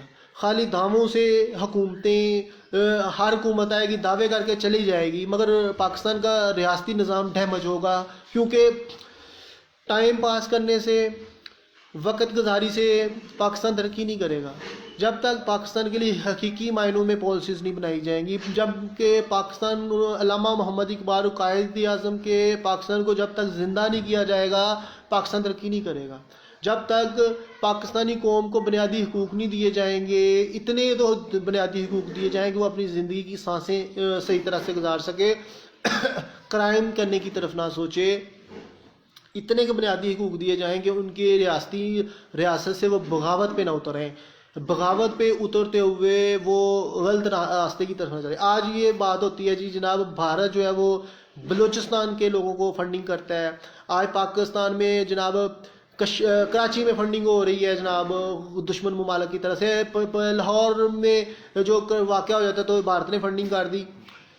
تو کیوں بھارت فنڈنگ کرتا ہے؟ آپ کا ریاستی نظام موجود ہے، ادارے موجود ہیں، ہر چیز اوکے چل رہی ہے، تو پھر کیسے یہ دہشت گرد پیدا ہو جاتے ہیں؟ پہلے تو بھی اس طرح کے واقعات ہوں گے، مگر اتنے محتاط کے ساتھ واقعات پیش آنا اور اس طرح کے واقعات آنا، اس کی وجوہات کیا ہیں؟ کیا ریاست کہہ دے کہ میرے پاس پیسے نہیں ہیں، یا غریبوں پہ جگہ ٹیکس لگا دیا جائے اس سے حکومت چل جائے، صرف اداروں کو تنہائی مل جائے، عوام مرتی ہے تو مرے. جب پاکستانی گورنمنٹ اس نہج پہ چلی جائے گی اور گورنمنٹ کے پاس کوئی ویژن نہیں ہوگا ملک چلانے کے لیے، گورنمنٹ کے پاس ویژن نہیں ہوگا پاکستانی مسائل کو حل کرنے کے لیے، جب ریاست کے پاس ویژن نہیں ہوگا پاکستان کے اداروں کو ٹھیک کرنے کے لیے، جب ریاست کے پاس ویژن نہیں ہوگا اداروں کی پرفارمنس کو بڑھانے کے لیے، جب ریاست کے پاس ویژن نہیں ہوگا قوم کو ویژن دینے کے لیے، قوم میں ہم آہنگی پیدا کرنے کے لیے، جب سیاستدانوں کے پاس صرف دلاسے ہوں گے، خیالی پلاؤ ہوں گے، تو پاکستانی قوم پریشان بھی ہوگی، ڈپریشن میں بھی جائے گی، ان کا نظام زندگی رکے گا. ہر پاکستانی کی زندگی جو وابستہ ہوتی ہے وہ ریاست کے ساتھ وابستہ ہوتی ہے. ہر گھر کا چولہا ریاست کے حکمرانوں کے فیصلوں کے بعد چلتا ہوتا ہے۔ جو تنگیاں ملنا شروع ہوتی ہیں ان کی زندگیوں میں پریشانیاں آنی شروع ہو جاتی ہیں، لڑائیاں گھروں میں آنی شروع ہو جاتی ہیں، میاں بیوی کی لڑائی، بھائیوں کی لڑائیاں، گزارا نہیں ہو رہا، کرائے کے گھروں میں رہا جا رہا ہے، یہ ہو رہا ہے وہ ہو رہا ہے، مختلف چیزیں۔ تو اس کے لیے گورنمنٹ کو حقیقی اقدام، اب گورنمنٹ پاکستان دیکھا جائے تو گورنمنٹ پاکستان نے ہمیشہ عوام سے لیا ہی لیا ہے۔ پاکستانی عوام سے جتنی بھی گورنمنٹس آئی ہیں انہوں نے پاکستانی عوام سے لیا ہی لیا، دیا کیا ہے؟ کیا انہوں نے 14 اگست پہ آزادی دی اور پاکستانی قوم کو کچھ دیا؟ کیا عید آتی ہے، اتنا اچھا تہوار آتا، کیا گورنمنٹ عیدی دیتی ہے کسی کو؟ صرف سرکاری ملازمین جو آگے سے پیز لے رہے ہوتے ہیں ان کو تو فائدہ مل جاتا ہے، وہ کہا نا داروں کو تنخواہ مل گئی، اس طرح ان کو ہی سہولت مل گئی۔ پاکستانی قوم کو کیا ملا؟ پاکستانی قوم کو تو ابھی تک تھانہ کچہری میں انصاف نہیں مل سکتا۔ تو ہم دعوے کرتے ہیں کہ ہم زندہ قوم ہیں اور ہم نے پوری دنیا میں کو لیڈ کرنا ہے اور پوری دنیا میں اس کا نام کیا ہے، ہم نے اپنی بلندیاں ڈالنی ہے اور ہم قائد کے علامہ اقبال کے شین ہیں، تو اقبال کے اور قائد کے شین ایسے نہیں بن جاتے۔ اس کے لیے قوموں کو پہلے کچھ دینا پڑتا ہے، ایجوکیشن کے حوالے سے ان کو ذہنوں کو متوازی رکھنا پڑتا ہے، نیوٹرل رکھنا پڑتا ہے، پھر قومیں اٹھتی ہیں۔ ایسے قومیں نہیں اٹھتی کہ بھکھا مار دے رہو قومان نوں تو قوما اٹھ جان، قومان نوں شرکمال بنا دو، مافیا دیتا ہوں تے غلط قسم کے قوانین دیتا ہوں، اس طرح قومیں نہیں اٹھتی۔ قومیں اٹھتی ہیں، قوموں کو احساس تحفظ دیتی ہے گورنمنٹ کوئی بھی آتی ہے، ان کو ایک باپ کی طرح ایک غلام کی طرح دونوں چیزیں مکس اپ ہوتی ہیں۔ ایک باپ کی طرح پرورش کرتا ہے قوم کی لیڈر، ایک غلام کی طرح خدمت کرتا ہے لیڈر، پھر جا کے پاکستانی قوم یا کوئی بھی قوم اٹھتی ہے۔ جب قوموں کو محرومیاں ملتی ہیں تو قومیں ترقی نہیں کرتی، قوموں کو ویژن نہیں ملتا۔ اور ادھر قوموں نے، ادھر لیڈروں نے کیا دیا پاکستانی قوم کو؟ صرف احساس محرومی، کبھی میڈیسن نہیں ہے، کبھی روٹی نہیں ہے، کبھی کچھ بھی نہیں ہے، کبھی دیہڑی نہیں ہے، تو ایسے قومیں پریشان ہوتی ہیں۔ اور ایک پروجیکٹ لگا لیا اور اسی کو کریتے رہے، اسی سے ہی کہا کہ یہی ہماری ترقی ہے، تو ایسے ترقی نہیں ہوتی۔ ترقی ہوتی ہے جب گورنمنٹ تمام شعبوں میں ایکولی ضرورت کے مطابق پرسنٹیج کے تحت پیسے لگاتی ہے اور اس پہ آؤٹ پٹ بھی لیتی ہے۔ یہ نہیں ہے کہ پیسے لگا رہی ہے اس کی پرفارمنس نہ ملی، جیسے کوئی پروجیکٹ شروع کر لیا وہ ناقص نکل آیا، کوئی پلاننگ کی۔ اب سب سے بڑی خرابی ہے اتنا بھی فقدان نہیں پیسے کا نظر آتا جتنا ان کے ذہنوں کی خرابیوں اور غلط پلاننگ کا نظر آتا ہے۔ کیوں؟ جتنے بھی پیسے لگے وہ ضائع چلے گئے، کیوں؟ ٹھیکیدار نے پل غلط بنایا تھا، جو منصوبہ تھا وہ خراب ہوگا، کیوں؟ کمیشن کھائے گئے، یہ فلانا ہو گیا۔ ان چیزوں سے بھی جو پیسہ قوم کا ضائع ہوتا ہے، اس سے بھی پاکستان کو نقصان پہنچتا ہے۔ ایک تو پیسے خرچ کرنے ہے ہی نہیں، اور ہے بھی اور خرچ بھی کیا تو کس کے لیے؟ ناقص چیزوں پہ۔ وہ جو منصوبہ 100 سال کے لیے بنایا گیا تو 10 سال میں وہ بیٹھ گیا، تو یہ چیزیں بھی خرابی کا باعث بنتی ہیں، اور یوں پھر قوم کا پیسہ بھی ضائع ہوتا ہے اور لیڈروں کا ویژن بھی نظر آتا ہے کہ ان کا لیڈر کا ویژن کیا ہے۔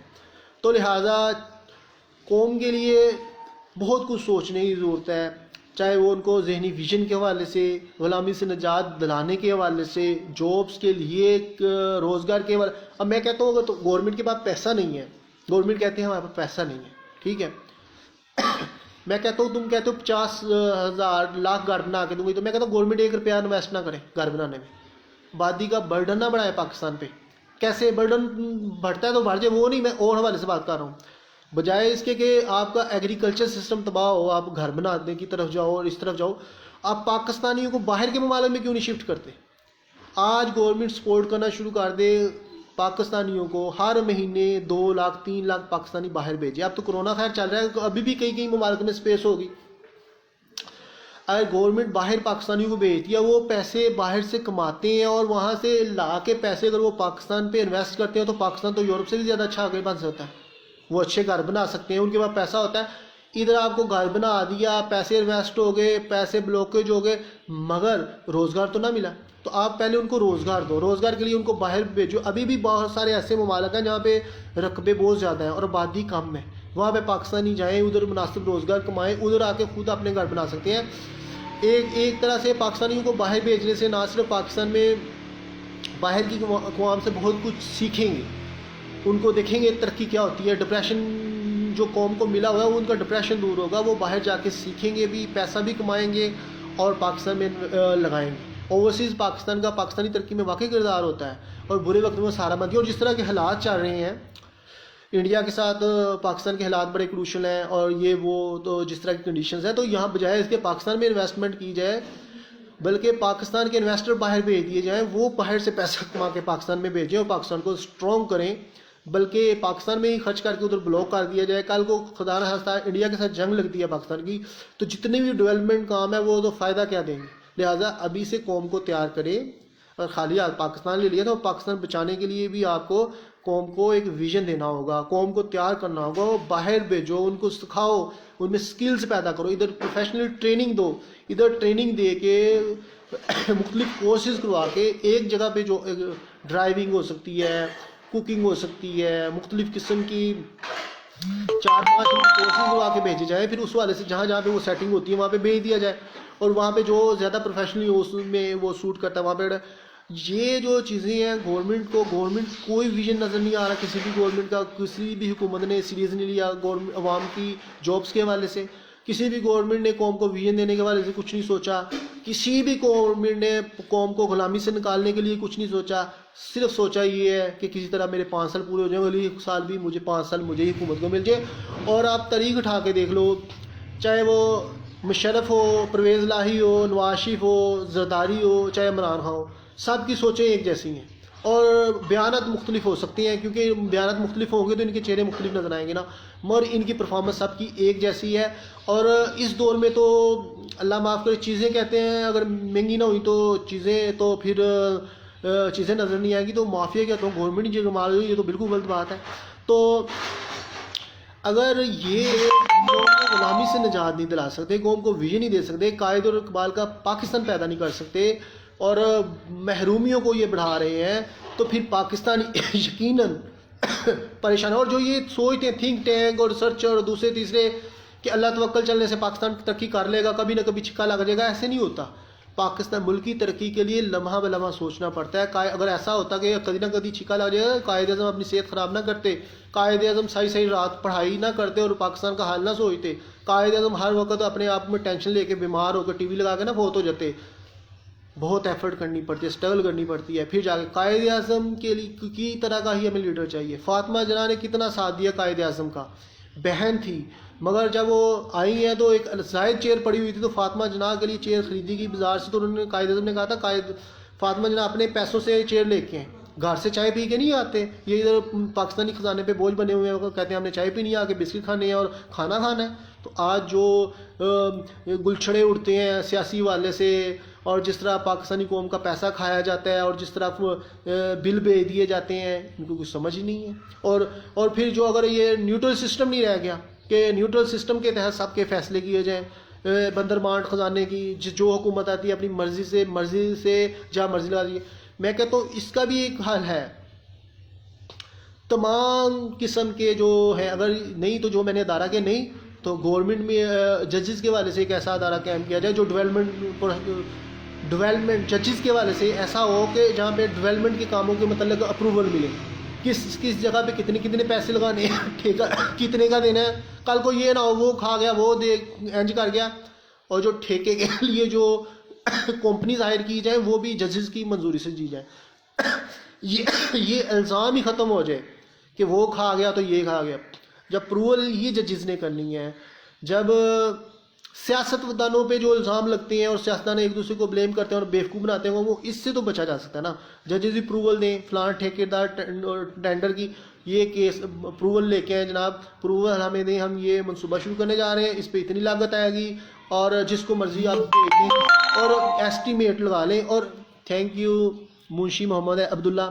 اور پھر وہ ججز جو ہیں وہ اس کی مرضی, وہ پھر کسی کے ساتھ میٹنگ کرتے ہیں, متعلقہ جو کنسٹرکشن کمپنی ہوتی ہے وہ آگے اپروول دیں تاکہ ان کا یہ سسٹم سارا ختم ہو جائے. جو یہ کہتے ہیں وہ کھا گیا یہ کا, ایک مینجمنٹ کے حوالے سے کردار ہونا چاہیے سیاستدانوں کا, جو اور پلاننگ تیار کرنا کہ ہم یہ منصوبہ چاہتے ہیں, عدلیہ سے اپروول لیں, عدلیہ سے اپروو کرے. یہ جو سسٹم ہوتا ہے نا رگڑا لگ گیا تو یہ, اور عدلیہ کو بھی چاہیے کہ وہ نوٹس لے. وہ کار چاہان P M L and thank you.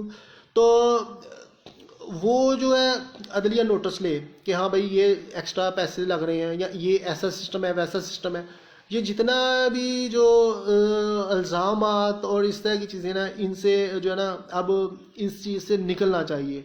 اور جہاں تک ہیجان پایا جاتا ہے پاکستانی قوم میں، تھینک یو وقار بھائی، تو جس طرح کا ہیجان پایا جاتا ہے، کنفیوژن پائی جاتی ہے، اب اس سے ان سب چیزوں سے نکل کے قوم کو ویژن دیتے ہوئے آگے اب نکلنے کی ضرورت ہے.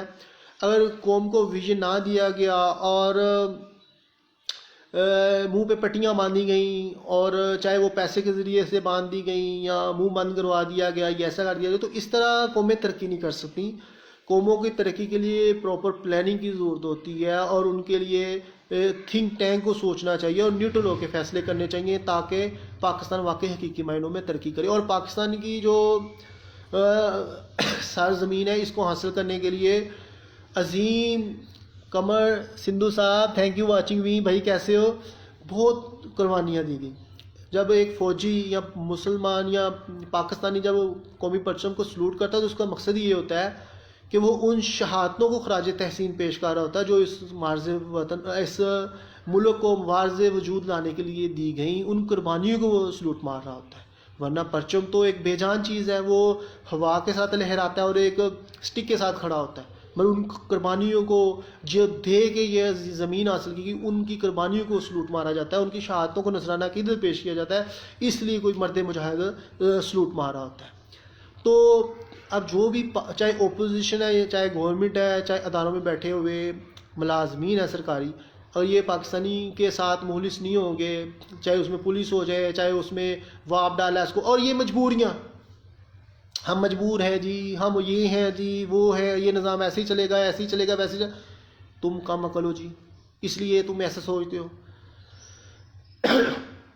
پاکستان بنا تو کامن پن بھی نہیں تھی لگانے کے لیے، کانٹے لگا کے پیپر پہ اٹیچ کیے جاتے تھے.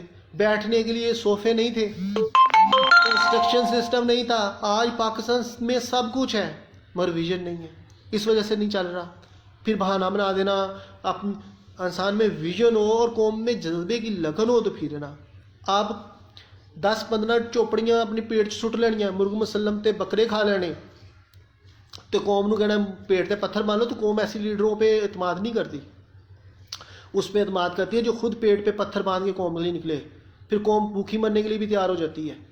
اس کے لیے قوم لڑتی ہے جس کی باتوں میں پختگی اور یقین ہو، اور جو بار بار اپنے بیان بدلے اس پہ کوئی بھی یقین نہیں کرتا، چاہے وہ کوئی والد ہو، چاہے اساتذہ ہو، چاہے وہ کوئی سیاسی لیڈر ہو، چاہے کوئی اور ہو. نبی پاک صلی اللہ علیہ وسلم کی زندگی ہمارے لیے بہترین حیات طیبہ ہے. آپ سرکار صلی اللہ علیہ وسلم نے کبھی تو جھوٹ ہی نہیں بولا. یو ٹرن تو بڑی دور کی بات ہے، میں کسی کو لگا کے بات نہیں کر رہا، میں ویسے بات کر رہا ہوں. کبھی جھوٹ نہیں بولنا. قائد اعظم کی زندگی کا ایک یو ٹرن بتا دیں، میں تجزیہ کرنا چھوڑ دوں گا. چلیں اس سے بڑی بات کیا، قائد اعظم کی زندگی کا ایک یو ٹرن بتا دیں، میں تجزیہ کرنا چھوڑ دوں. تو یہ چیز ہے. اب بات کیا ہے، سیاستدان تو سیاستدان عام عوام یو ٹرن لیتی ہے. ہر کوئی انسان دوسرے کو بیوقوف بنانے کے لیے یو ٹرن لیتا ہے، جھوٹ کا سہارا لیتا ہے، منافقت کرتا نظر آتا ہے، اور معاشرے میں تباہیاں پیدا ہوتی ہیں. آج معاشرے میں یقین ختم ہو گیا. آپ سرکار صلی اللہ علیہ وسلم کی زندگی کا جو بیسک وصف تھا نا، جو بنیادی وصف تھا، جو انسانیت کے لیے بھی ضروری ہے اپنانے کے لیے، وہ تھا یقین. آپ سرکار کی ذات سے لوگ اعتماد کرتے تھے، یقین کرتے تھے، صادق و امین مانتے تھے. ایون منافقین اور کافر بھی آپ کو صادق و امین مانتے تھے، اپنی امانتیں آپ کے پاس رکھا دیتے تھے کہ یہ محفوظ ہے، اس کو کوئی نقصان نہیں پہنچا سکتا. اور در مصطفیٰ سے تو کوئی خالی جا ہی نہیں سکتا، چاہے کافر ہے چاہے مسلمان ہے، جا ہی نہیں. یہ سوال ہی پیدا نہیں ہوتا. یا نبی صلی اللہ علیہ وسلم کے اصحاب اٹھا کے دیکھ لو، اہل بیت کی زندگیوں کا مطالعہ کر کے دیکھ لو، اولیاء اعظام کی زندگیوں کا مطالعہ کر کے دیکھ لو، ان کے در سے کوئی خالی جا ہی نہیں سکتا. تو آج کیا ہے، سیاستدان بھی لوٹ لوٹ کھا رہے ہیں، علماء دین بھی لوٹ لوٹ کھا رہے ہیں. انہوں نے قربانیاں کی دینی ہے اپنی ذہنی جسمانی، مثلا نفسیات کی، خواہشات نفس کی انہوں نے کیا قربانیاں دینی ہیں، اپنے مال کی انہوں نے کیا قربانی دینی ہے، انہوں نے اپنی جان کی قربانیاں کیا دینی ہے. یہ سیاستدان لوٹ کھا رہے ہیں، علماء دین لوٹ لوٹ کھا رہے ہیں. پھر عوام ان کو بھی عیاشیاں چاہیے، لوٹ لوٹ کے لوگوں کے پیسے چاہیے. آپ کرنا کچھ نہیں، لوگوں سے لوٹ کے کھا لیے. سارے لوٹ کو سوٹ کی طرف جا رہے ہیں. تو پھر اسی لیے تو ان کے کردار ایسے ہیں، کوئی یقین نہیں کرتا، یو ٹرن نظر آتے ہیں، بے وقوفیاں نظر آتی ہیں. اولیاء اعظام کو اگر مراتب ملے ہیں تو پلیٹ میں رکھ کے نہیں مل گئے تھے، انہوں نے قربانیاں دی تھیں، کردار کی فتح تھی، ان کے کردار میں پختگی تھی، یقین صاحب یقین ہستیاں تھیں، تو پھر وہ اس مقام پہ فائز ہوئے، پھر اللہ بھی ان کو سنتا تھا، چاہے غوث اعظم ہو، چاہے داتا صاحب ہو، چاہے خواجہ صاحب، بھی تنہا اکیلے ہی دنیا کو فتح کر کے آ جاتے ہیں، انہیں بڑے بڑے لاؤ لشکر کی ضرورت نہیں ہوتی۔ محمد بن قاسم کیلا 17 سال کی عمر میں کس طرح آیا تھا انڈیا میں؟ اس وقت تو اس نے اس وقت کے راجا نے کہہ دیا تھا جناب ہمارے پاس تو فوج ہی نہیں ہے کہ ہم ہندوستان میں بھیجیں، پوری دنیا میں ہماری فوجیں لڑ رہی ہیں۔ محمد بن قاسم نے بغیر ذرہ پہنے ہوئے، کچھ چیز پہنے ہوئے، خالی ننگے بدن کے ساتھ اس نے سلمان بن عبدالعزیز کا مقابلہ کیا، میلہ لگتا تھا، وہ جیت گیا۔ محمد بن قاسم نے ادھر تقریر کی، پورے مسلمان تھے، جذبہ ایمانی عروج پہ تھا، سارے جہاد کے لیے نکل پڑے۔ اب وہ جو عبد الملک بن عبدالعزیز جب فوت ہوتا ہے تو سلمان بن عبدالعزیز جو ہے حاکم بنتا ہے، تو وہ محمد بن قاسم کو پھانسی دلا دیتا ہے، کیونکہ وہ ہندوستان میں پورے لوگ پوجتے ہیں، پوجنے سے مراد ہے اس کی قدر کرتے ہیں محمد بن قاسم کی، جبکہ محمد بن قاسم کہتا ہے کہ مسلمانوں کے دو گروہ نہ لڑیں، وہ خود چلا جاتا ہے اس کی بات ماننے، اور جبکہ اس کو کہا بھی جاتا ہے کہ اس کے ارادے ٹھیک نہیں ہیں، آپ نہ جاؤ اس کے پاس، ہم آپ کا پروٹیکٹ کریں گے، ہم دیکھ لیں گے جو آئیں گے۔ ان کا اسلامی ممالک کی جو فوجیں جو پوری دنیا میں لڑ رہی ہیں، ان میں اسلام کی جو یورش ہے وہ رک جائے گی۔ ایک نااہل نکھٹو انسان سلمان بن عبدالعزیز اور مفاد پرست ٹولہ بیٹھ گیا، اس نے عالم اسلام کی میں جو تباہیاں ہوئی، یزید کے تخت پہ بیٹھنے سے کیا ہوا، عالم اسلام میں جو خرابیاں پیدا ہوئی آج تک اس کا ازالہ نہیں کیا جا سکتا۔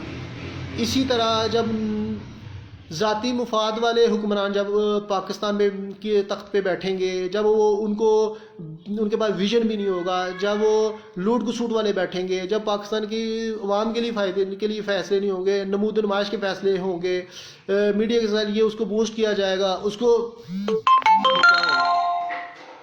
ٹائم بھی پاس ہو جائے گا، لوگ بیوقوف بھی بن جائیں گے، مگر قوم با دستور پریشان نظر آئے گی، وہ ناکام نظر آئے گی، وہ کبھی بھی ویژنی طور پہ نہیں بنے گی، اور وہ کبھی بھی آگے نہیں بڑھ پائے گی۔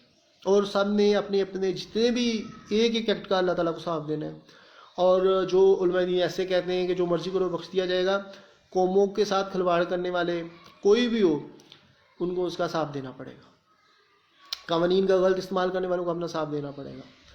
پاکستان میں خرابیاں، کیونکہ یہ وطن قربانیوں سے حاصل کیا گیا تھا، یہ پلیٹ میں رکھ کے نہیں ملا تھا، اور ایسے ملک کو گورن کرنے والے جب اس کے ساتھ مذاق کریں گے تو وہ بھی ان کی ہستیاں بھی باعث مذاق بن جائیں گی، اور یہ ہوتا ہے اور ہو رہا ہے۔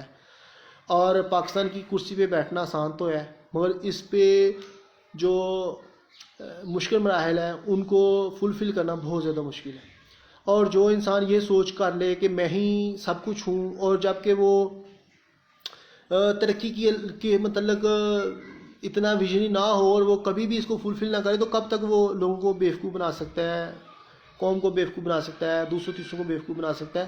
اس کو حقیقی معنوں میں ڈلیور کرے گا تو ہی اس کی جو ہے وہ پہچان بنے گی، اس کے ساتھ اس کے کردار کی فتح ہوگی، ورنہ وہ ایک باعث تنقید شخصیت بن جائے گی، اور لوگ جو ہیں وہ اس پہ کرٹیسائز کریں۔ آج جو تجزیہ نگار تنقید کرتے ہیں، چاہے کسی کی سائڈیں لگانے والے بھی، پیسے لے کے لیے تنقیدیں جو کرتے ہیں، ہر ایک کو پتہ ہے کہ کس پارٹی نے کیا کیا اور کیا نہیں، آج ہر کسی کو پتہ ہے، کیونکہ وہاں پہ ریپرزینٹیٹر تو بیٹھے ہوتے ہیں۔ ایک دو کپتی عورتیں لڑتی ہیں نا، وہ انہوں میرا دے دی، انہوں میرا دے دو دے، پورے محلے انہوں پتہ چل جاتے ہیں، یہی حال اتنے ہو رہا ہے۔ تمام پارٹیز کی خرابیاں نقائص پاکستانی عوام کو معلوم ہے، اس میں حاجی ثناء اللہ بننے والی کوئی بات ہی نہیں ہے۔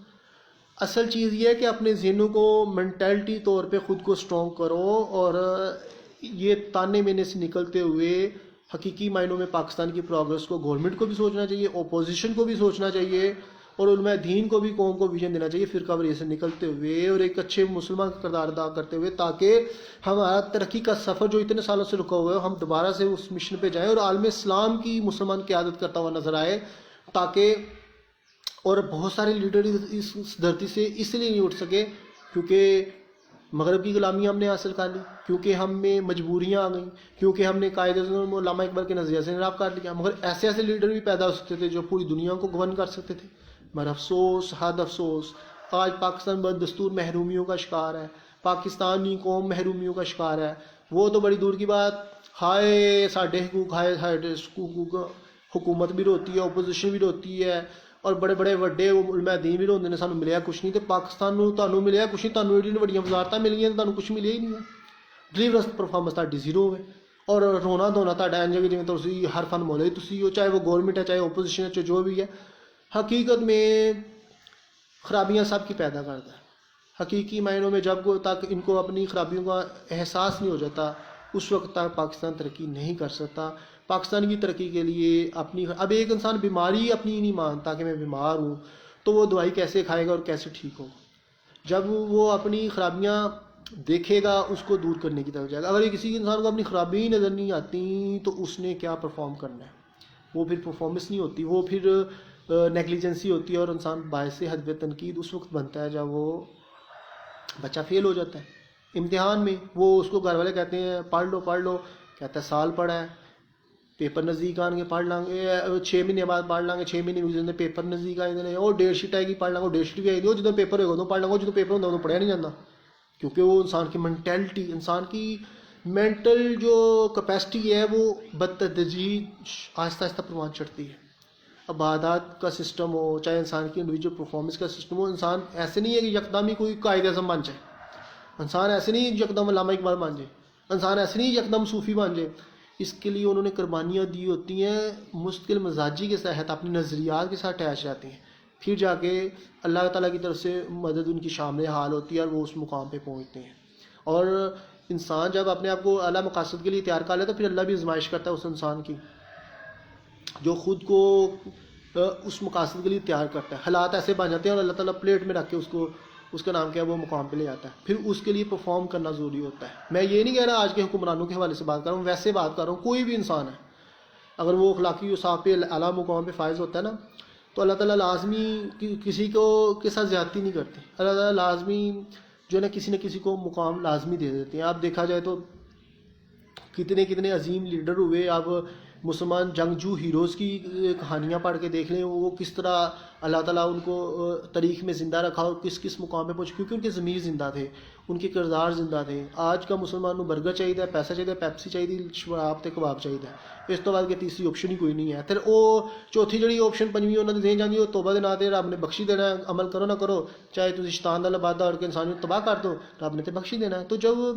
اللہ کے فوجی میں, اللہ کے بندے میں, اللہ کی صفوں کے اللہ کی عظمت کا لبادہ اوڑھنے والوں میں اور شیطان میں فرق نہ جائے, تو پھر ایسے علماء دین کو فتوے دینے والوں میں اور ایسی سوچ کے والوں کو حیرت ہوتی ہے اور ماتم کرنا چاہیے. صوفیہ اعظام کی زندگی میں اور عام انسانوں کی زندگی میں فرق ہوتا ہے, انبیاء علیہ السلام کی اور صوفیہ کی زندگی میں فرق ہوتا ہے. اسی طرح صوفیہ کے بعد عام مسلمان ہے, اس کی بھی جو کرائٹیریا اسلام بتاتا ہے وہ دیکھو تو صحیح کیا ہے. جب اس کرائٹیریا پہ بھی مسلمان پورا نہیں اترتا تو یہ خوش فہمی پیدا کر لینا کہ رب بخش دے گا تو افسوس. اور زبان اور ہاتھ سے جس سے دوسرا محفوظ نہ ہو, جبکہ مسلمان تو وہ جس کی زبان و ہاتھ سے دوسرا محفوظ نہیں ہے, اسلام خطرے چ. مسلمان کو گالی دینا کفر, قتل کرنا, گالی دینا جو ہے وہ ممنوع قرار دیا گیا, اور جو قتل کرنا وہ کفر ہے قرار دیا گیا. تو یہ چیزیں اب حرام کھانا, رشوت لینے والا دینے والا ہم میں سے نہیں, اور لوگ رشوت کھائی جا رہے ہیں داروں میں بیٹھے ہوئے, کہتے ہیں ہمیں بخش دیے جائیں گے. ملاوٹ کرنے والا ہم میں سے نہیں ہے, وہ بھی رشوت لینے والا دونوں جہنمی, اور ملاوٹ کرنے والا ہم میں سے نہیں. آپ سرکار ہمارا لوگ ملاوٹیں کر رہے ہیں, دودھ میں ملاوٹ, چینی میں ملاوٹ, گڑ میں ملاوٹ, چنوں میں ملاوٹ, چاولوں میں ملاوٹ, دس میں ملاوٹ, تیسرے میں کہ یہ جی محفل ناز کرا لیں گے, ختم دعا دیں گے, بخش دیتا جائے گا جو مرے گا. ایسا رب اس طرح بخشتا ہے؟ سارے کام تھی شیطانی کرو تو رب نوں تہاڈے چاولاں دی ضرورت ہے, 2 بوٹیاں دی ضرورت ہے کہ تسی ایش کرنا کرو تو رب تانوں بخش دے گا. یہ حماقتیں ہیں. پہلے خود سے صحیح قدم چلاؤ, پھر رب بھی بخشش کے وسائل ذریعے بناتا ہے. مگر تمہاری زندگی سارا سسٹم ہی پیرامیٹر ہی غلط ہے.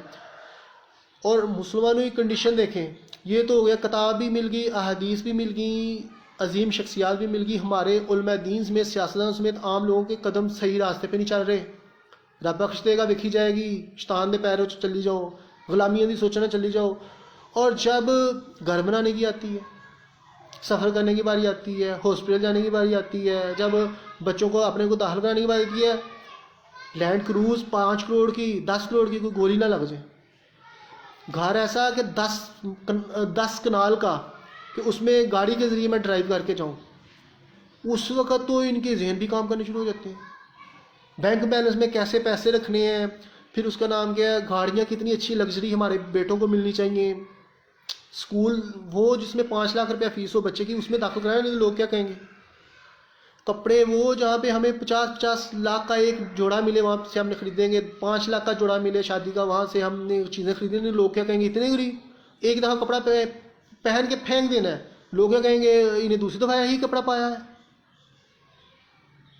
یہ سوچے ہیں کیونکہ پیسہ اپنا نہیں ہے نا، پیسہ کہیں نہ کہیں سے حرام کی مار مار کے قدم چلا کے کمایا ہوا ہے. خود خون پسینے سے کمایا ہوتا نا تو پھر کہتے کہ نہیں پوند لگا کپڑا بھی ہم پہن لیں گے. کپڑا پرانا تو ہے مگر خراب تو نہیں، تن نامنے کے لیے استعمال کرنا ہے نا، انسانیت کا قتل کر کے تو نہیں یہ کپڑے خریدے. تو یہ چیزیں اس وقت آتی ہیں جب انسان غلط راستے پہ چلتا ہے. اب صوفیہ اعظام جو ہیں وہ دلوں کی اصلاح کی بات کرتے ہیں. دل مسلمہ تیرا نہ میرا، تو بھی نمازی میں بھی نمازی، وہ تمام جو باتیں کی ہیں اس کا ہاتھ علامہ اقبال کے ایک شعر نے کر دیا. دل مسلمہ تیرا نہ میرا، تو بھی نمازی میں بھی نمازی. نہ دیا نمازاں پڑھ لیاں تے نہ دے ختم دعا لے، نہ دیا نعتاں دی محفلاں کروا لیاں، پیسہ سارا حرام دا، پیسے رزق حلال کمایا کوئی نہیں، تو پھر کہنا اسی بخش دیتے جاؤں. کیسے بخشے جاؤ گے یار؟ اور ایسے مولوی بھی حیرت ہوتی ہے جن کو گھر میں کوئی نہیں پوچھتا اور دار روٹی کھانے حرام دی، اور 40 دن کی نمازاں بھی حرام، یا حرام کھانے کی وجہ سے ان کی عبادات بھی گئیں، دوسری تیسری چیزیں بھی گئیں. کہاں پہ بیٹھے ہوئے ہیں یہ لوگ؟ تو لہٰذا اس کے لیے صوفیہ اعظام کہتے ہیں کہ جب تم بغاوت کیسے جنم لیتی ہے. اب تو آ گیا نا غلامی، تو غلامی کے لیے باغی بھی ہونا چاہیے نا. بغاوت کیسے جنم لیتی ہے؟ جب آپ سارے کام 2 نمبر کرتے ہو، حرام کھاتے ہو، اپنا سیلف کنٹرول ختم ہو جاتا ہے، تو پھر تم میں بغاوت جنم لیتی ہے. تم خدا کے باغی بن جاتے ہو، تم پھر معاشرے کے باغی بن جاتے ہو، قوم مذہب کے باغی بن جاتے ہو، پھر تم قوانین کو پامال کرتے ہو. میں یہ کسی سیاسی تناظر میں بات نہیں کر رہا. آج حکومت ہو یا غیر حکومت ہو، سب اپنی حد سے بڑے ہوئے مجھے نظر آتے ہیں اور کسی کی حدیں قائم نہیں ہیں. میں ویسے بات کر رہا ہوں عام معاشرے کے وجہ سے. تو پھر بغاوتیں جنم لیتی ہیں، غلط کام کرنے کی وجہ سے بغاوتیں جنم لیتی ہے. انسان جو ہوتا ہے نافرمانی ہاتھ سے بڑھ جاتی ہے، پھر انسان پھر مزید ہاتھ سے بڑھتا ہے، لڑائی جھگڑے کرتا ہے، حرام کھاتا ہے، شراب پیتا ہے، زنا کرتا ہے، قبضہ مافیا بن جاتا ہے. یہ بغاوتیں ہیں. مولوی ہے تو فتوے دیتا ہے کسی کے حق میں بیٹھ کے 50,000 روپیہ مل گیا فلاں میر شخص کی طرفوں، وہ دے قصیدے پڑھ لے، بڑا عاشق رسول ہے، بڑا اہل بیت دا عاشق ہے، صحابہ دا عاشق ہے، جو بھی کسی تناظر میں بھی لے جاؤ، پر پیسے حرام کے چل رہے ہیں. تو یہ تمام چیزیں، اب حرام کھانے سے دعا قبول نہیں ہوتی، دعا قبول نہیں ہوتی تو نماز کیسے قبول ہوگی؟ تو یہ تمام چیزیں بغاوتوں کے طرف جنم لیتی ہیں. اور جب بغاوتیں بڑھ جاتی ہیں، اللہ کے فرشتے جو ہوتے ہیں انسان کو خیالات اچھے دیتے ہیں کہ اے انسان بھٹکنا. شیطان انسان کو خون میں جیسے خون گردش کرتا ہے نا، ایسی شیطان انسان کی جگہوں میں گردش کرتا ہے، اس کو ورلاتا ہے غلط کاموں کی طرف. اور جو اچھے انسان ہوتے ہیں وہ لا حول ولا قوت الا باللہ پڑھ لیتے ہیں، اس کی باتوں میں نہیں آتے. اور جو برے انسان ہوتے ہیں وہ اس کے مطابق چلتے ہیں اور معاشرے میں تباہیاں پیدا کرتے ہیں، کیونکہ وہ تو بغاوت تو جنم لے رہی ہے، انہوں نے حدیں پھلانگ دی ہوئی ہیں. پھر جیسے نظریہ جیسے سوچ آئی اس کے تحت ہی ہلے یہ ہے وہ. اب یہ جو رحمان کے بندے ہوتے ہیں ان کو اللہ تعالیٰ کی طرف سے فرشتے ان کی مدد کرتے ہیں اور ان کو بتاتے ہیں کہ یہ کام غلط ہے اس سے بچو، یہ کام غلط ہے اس سے بچو. اب یہ چیزیں دیکھیں کہ ایک وقت آتا ہے کہ وہ رحمان کے جو فرشتے ہیں وہ بھی اس کو بتانا بند کر دیتے ہیں. سمن بکمن اومیون فہم لا یبصرون، اندھے ہیں، گنگے ہیں، بہرے ہیں، کسی سے شعور ہی نہیں ہے. کیونکہ انہوں نے، ان کا دل اتنا گند لوتا ہو چکا ہوتا ہے کہ ان کی ہدایت بھی اثر نہیں کرتی. تو آج ہمیں خود محاسبہ کرنا چاہیے. جو کہتے ہیں کہ توبہ دے نہ دے گناہ دے پرمڑ دے رب بخش دے گا، کہ ہمارے نظریات کیسے ہیں؟ کیا ہم شخصی غلامی کا شکار ہیں؟ کسی تعصب والی سوچ کا غلام ہے؟ کیا ہم معاشرے میں کتنا فائدہ دے سکتے ہیں کسی کو؟ اگر کسی کی ہیلپ نہیں کر سکتے، خوش اخلاقی کے ساتھ کسی کو بول سکتے ہیں، کسی کو اپنے اچھی سوچ کے تحت کسی کے مسئلے کا حل تو بتا سکتے ہیں. اس وقت ہی ہوگا جب ہم پڑھے لکھے ہوں گے، جب ہمیں شعور ہوگا. اب ہم اگر کسی کوئی بھی مدد نہیں کر سکتے تو یہ بھی کسی کی مدد کے لیے بہت ضروری ہے کہ کوئی چیز انٹرفیئرنس نہ کرے، مداخلت نہ کرے، کسی کو ہائی جیک کرنے کی کوشش نہ کرے، کسی کو غلام بنانے کی کوشش نہ کرے. تو یہ جب غلامیاں جب جنم لیتی ہیں تو پھر قومیں تباہ ہو جاتی ہیں، چاہے سیاستدان غلام ہو جائیں، علماء دین غلام ہو جائیں اپنے غلط قسم کے نظریات کے، چاہے سیاستدان، چاہے عام عوام، چاہے خواہشات نفس کی غلامی کیوں نہ ہو. انسان اپنے مفادات کے لیے کہتا ہے کہ مجھے یہ سائشیں ملنی چاہیے، اپنے اخلاقیات کو داؤ پہ لگا دیں، اور پھر اس میں انسانیت کیسے پنپے گی؟ تو جب بغاوتیں ہی بغاوتیں ہوں گی تو پھر قتل و غارتی ہوگا نا، پھر کرونا ہی آئے گا نا۔ آج امریکہ میں 4 لاکھ کے قریب لوگ مرنے جا رہے ہیں، 3 لاکھ لاسٹ ٹائم میں نے جب دیکھا تھا 3,60,000 تھے، اب 370-75 ہو گئے ہوں گے، ٹھیک ہے، یا 65 ہو گئے ہوں گے۔ 4 لاکھ کے قریب امریکہ جا رہا ہے۔ امریکہ کہتا تھا خوشی ہوئی، چائنا میں وزیر خارجہ امریکہ کہتا تھا کہ خوشی ہوئی چائنا میں کرونا پھیل گیا ہے، جب کرونا شروع ہوا تھا، اب ہماری معیشت تیزی سے ترقی کر گئی اور چائنا تباہ ہو گیا، کیونکہ امریکہ کو تھریٹ ہے چائنا سے۔ تو ہوا کیا؟ ہوا یہ ہے کہ اب امریکہ میں اموات کی شرح چائنا سے 10,000 گنا زیادہ ہے۔ تو واٹ از دیس؟ تو اب اس کی وجہ کیا ہے؟ جو مظالم امریکہ نے پوری دنیا پہ کیا، اب اس کو حساب دے رہا ہے اللہ تعالیٰ کو۔ اس طرح جتنے بھی الائنس والے ہیں ان کو حساب دینا پڑ رہا ہے، اور چونکہ لوگ باغی ہو چکے ہوئے ہیں، خدا خود دیکھتا ہے، کیونکہ وہی کیوں میں کہ میری تو کوئی سنتا نہیں ہے، تو لہٰذا اللہ تعالیٰ پھر عذاب دیتا ہے، قوموں پہ عذاب نازل ہوتے ہیں۔ اب پوری دنیا میں کرونا ایک عذاب کی شکل ہے، کیونکہ اللہ تعالیٰ مالک ہے نا۔ اللہ تعالیٰ نے انسان کو پیدا کیا ہے، اللہ نے انسان کو صحت دی، زندگی دی، رزق دیا۔ جب انسان بغاوت کرتا ہے تو اللہ تعالیٰ آہستہ آہستہ ان پہ آزمائشیں ڈالنا شروع کر دیتا ہے۔ نیک انسانوں کی بھی آزمائش ہوتی ہے، اور اس آزمائش پہ وہ پورا ہوتے اس مقام پہ پہنچ جاتے ہیں کہ ان کے کردار میں اتنی پختگی آ جاتی ہے کہ وہ دنیا کی قیادت کرنے کے قابل ہو جاتے ہیں۔ اور جو غلط انسان ہوتے ہیں اللہ تعالیٰ ان پہ بھی آزمائشیں ڈالتا ہے، ان کو بیماریاں دیتا ہے، ان سے رزق چھین لیتا ہے، یا ان سے اور مختلف قسم کے کام کرتا ہے، اور پھر یا ان سے خوشیاں چھین لیتا ہے۔ سب سے بڑی زندگی انسان جو زندگی میں رہنا ہے وہ خوشی ہے نا۔ تو اگر خوشی ہی نہیں رہے گی تو انسان کو پیسوں کی، دولت کا، قوت و طاقت کا کیا فائدہ؟ تو یہی حال آج امریکہ سے ہو رہا ہے۔ پھر اللہ تعالیٰ آزمائشیں کرتا ہے۔ تو صوفیہ اعظم اللہ تعالیٰ کے گھر بار چھوڑ کے اللہ کے لیے ہجرت کرتے ہیں، ان کے پاس نہ مال و دولت ہوتا ہے، نہ ظاہری اسباب ہوتے ہیں، مگر اللہ کی ذات ان کے پاس ہونے کی وجہ سے ان کے دل اتنے مطمئن والے اطمینان قلب ہوتے ہیں، کیونکہ وہ حق الیقین کی آنکھ سے دیکھتے ہیں، اور ان کو اللہ تعالیٰ ان کو وہ مشاہدے کرواتی ہے جو انسان سوچ بھی نہیں سکتا۔ عارف طیب صاحب، thank you for watching to me. تو بے سر و سامان ہونے کی وجہ سے صوفیہ کا دل میں اطمینان کیوں ہوتا ہے؟ وہ اس لیے اطمینان ہوتا ہے کہ انہوں نے جو میں عشق پی ہوتی ہے نا، جو ایک لگن ہوتی ہے، اس لگن ہی میں کہ انسان انحراف نہیں کرتا اس عہد سے جو اللہ تعالیٰ سے کیا ہوتا ہے، جو آپ سرکار صلی اللہ علیہ وسلم سے عطائیت کی صورت میں کیا ہوتا ہے، اور پھر انسان جو ہے نا وہ مثالی کردار بن کے اس طرح کی عظیم شخصیات سامنے آتی ہیں صوفیہ اعظم جیسی، کیونکہ انہوں نے اپنے جو نظریات ہیں، جو احساس ہے جو ہمیں مسلمانوں کو دی جاتی ہے، وہ ان سے انحراف نہیں کرتے، اس کے لیے وہ قربانیاں دیتے ہیں، اور قربانیاں دے کے وہ اس مقام پہ پہنچ جاتے ہیں کہ اللہ تعالیٰ کی ذات پاک کے وہ دوست بن جاتے ہیں، اور دوستی کی وجہ سے اللہ تعالیٰ کی ذات پاک ان کی پھر ہر لمحہ مدد کرتی ہے، اور وہ ہر وقت اللہ تعالیٰ کی رحمتوں اور نصرت میں رہتے ہیں۔ یہی وجہ تھی کہ داتا صاحب نے اس کا نام کیا ہے، ادھر بر صغیر و پاک و ہند میں اسلام کے متعلق جو آپ کیا تبلیغی مشن تھا اور جو کام کیے، اور اللہ تعالیٰ کی ذات کی جو امدادیں ہیں وہ آپ کے سامنے ہی ہیں۔ اس طرح اللہ تعالیٰ خدا کا گھر دکھا دیا، کرامات کا ظہور ہونا۔ خواجہ معین الدین چشتی جی میرے رحمۃ اللہ علیہ نے پرتھوی راج چوہان کی بینڈ بجا کے رکھ دیا، تو اسی وجہ سے تھا تنہا۔ ایک طرف مقام آتا ہے کہ حضرت امام علی مقام، حضرت امام حسین رضی اللہ تعالیٰ عنہ شہید کر دیے جاتے ہیں کربلا کے میدان میں، نواسہ رسول اور اتنی بڑی شخصیات کے ساتھ وابستگی ہونے کے باوجود اس کا نام کیا ہے، نافرمان لوگ جو اقتدار کی لالچ میں اندھے ہو جا چکے ہوتے ہیں، ان کی کوئی سچائی پسند نہیں نظر نہیں آتی، وہ اس طرح کا واقعہ پیش کر دیتے ہیں۔ تو کیونکہ ان کی مقدر میں ذلت لکھ دی جاتی ہے۔ تو دوسری طرف دیکھا جائے تو داتا صاحب دیکھ لیں، حضرت امام حسین کے پیروکار، خواجہ صاحب دیکھ لیں، غوث اعظم دیکھ لیں، حضرت امام حسین کے پیروکار۔ کیوں؟ کسی کی غلامی کا توق نہیں پہنا، نبی صلی اللہ علیہ وسلم کی غلامی کا توق پہنا، کسی ذہنی جسمانی غلامی کو جگہ نہیں دی، اللہ کی اطاعت قبول کی، اور پھر وقت کے نافرمان لوگوں کو سیدھا کر کے رکھ دیا۔ کیوں؟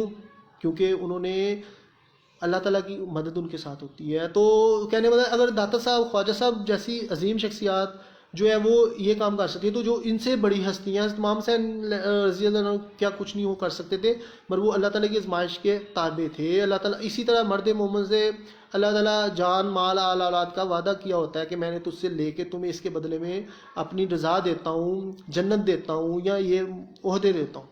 تو جو انسان لالچی ہوتے ہیں وہ بھاگ جاتے ہیں، اور جو قربانیاں دینے والے ہوتے ہیں ان کو مراتب مل جاتے ہیں. کسی کو بعض کا جان قربان کرنا بھی پڑتی ہے، اور کسی کو بعض کا سربلندی بھی مل جاتی ہے، کوئی کچھ مگر جو جذبہ ہے اس کے تحت کسی کوئی غازی بن جاتا ہے، کوئی شہید بن جاتا ہے. یہ تو اسلام کے متعلق بتایا جاتا ہے. مسلمان اب دیکھا جائے تو باہر لوگ جاتے ہیں تو کیا ہوتا ہے کہ بتاتے ہیں یار میں تو پردیسی ہوں، پاکستانی ہوں، یہ وہ. اچھا تم یہ لو تمہاری ہیلپ کرتا ہوں رہائش کے حوالے سے، کھانے پینے کے حوالے سے، یہ وہ، چلو یہ تمہاری جاب کے حوالے سے. احساس مسلمان کا بھی یہی احساس ہوتا ہے کہ مسلمان کو مصیبت میں تنہا نہیں چھوڑتا.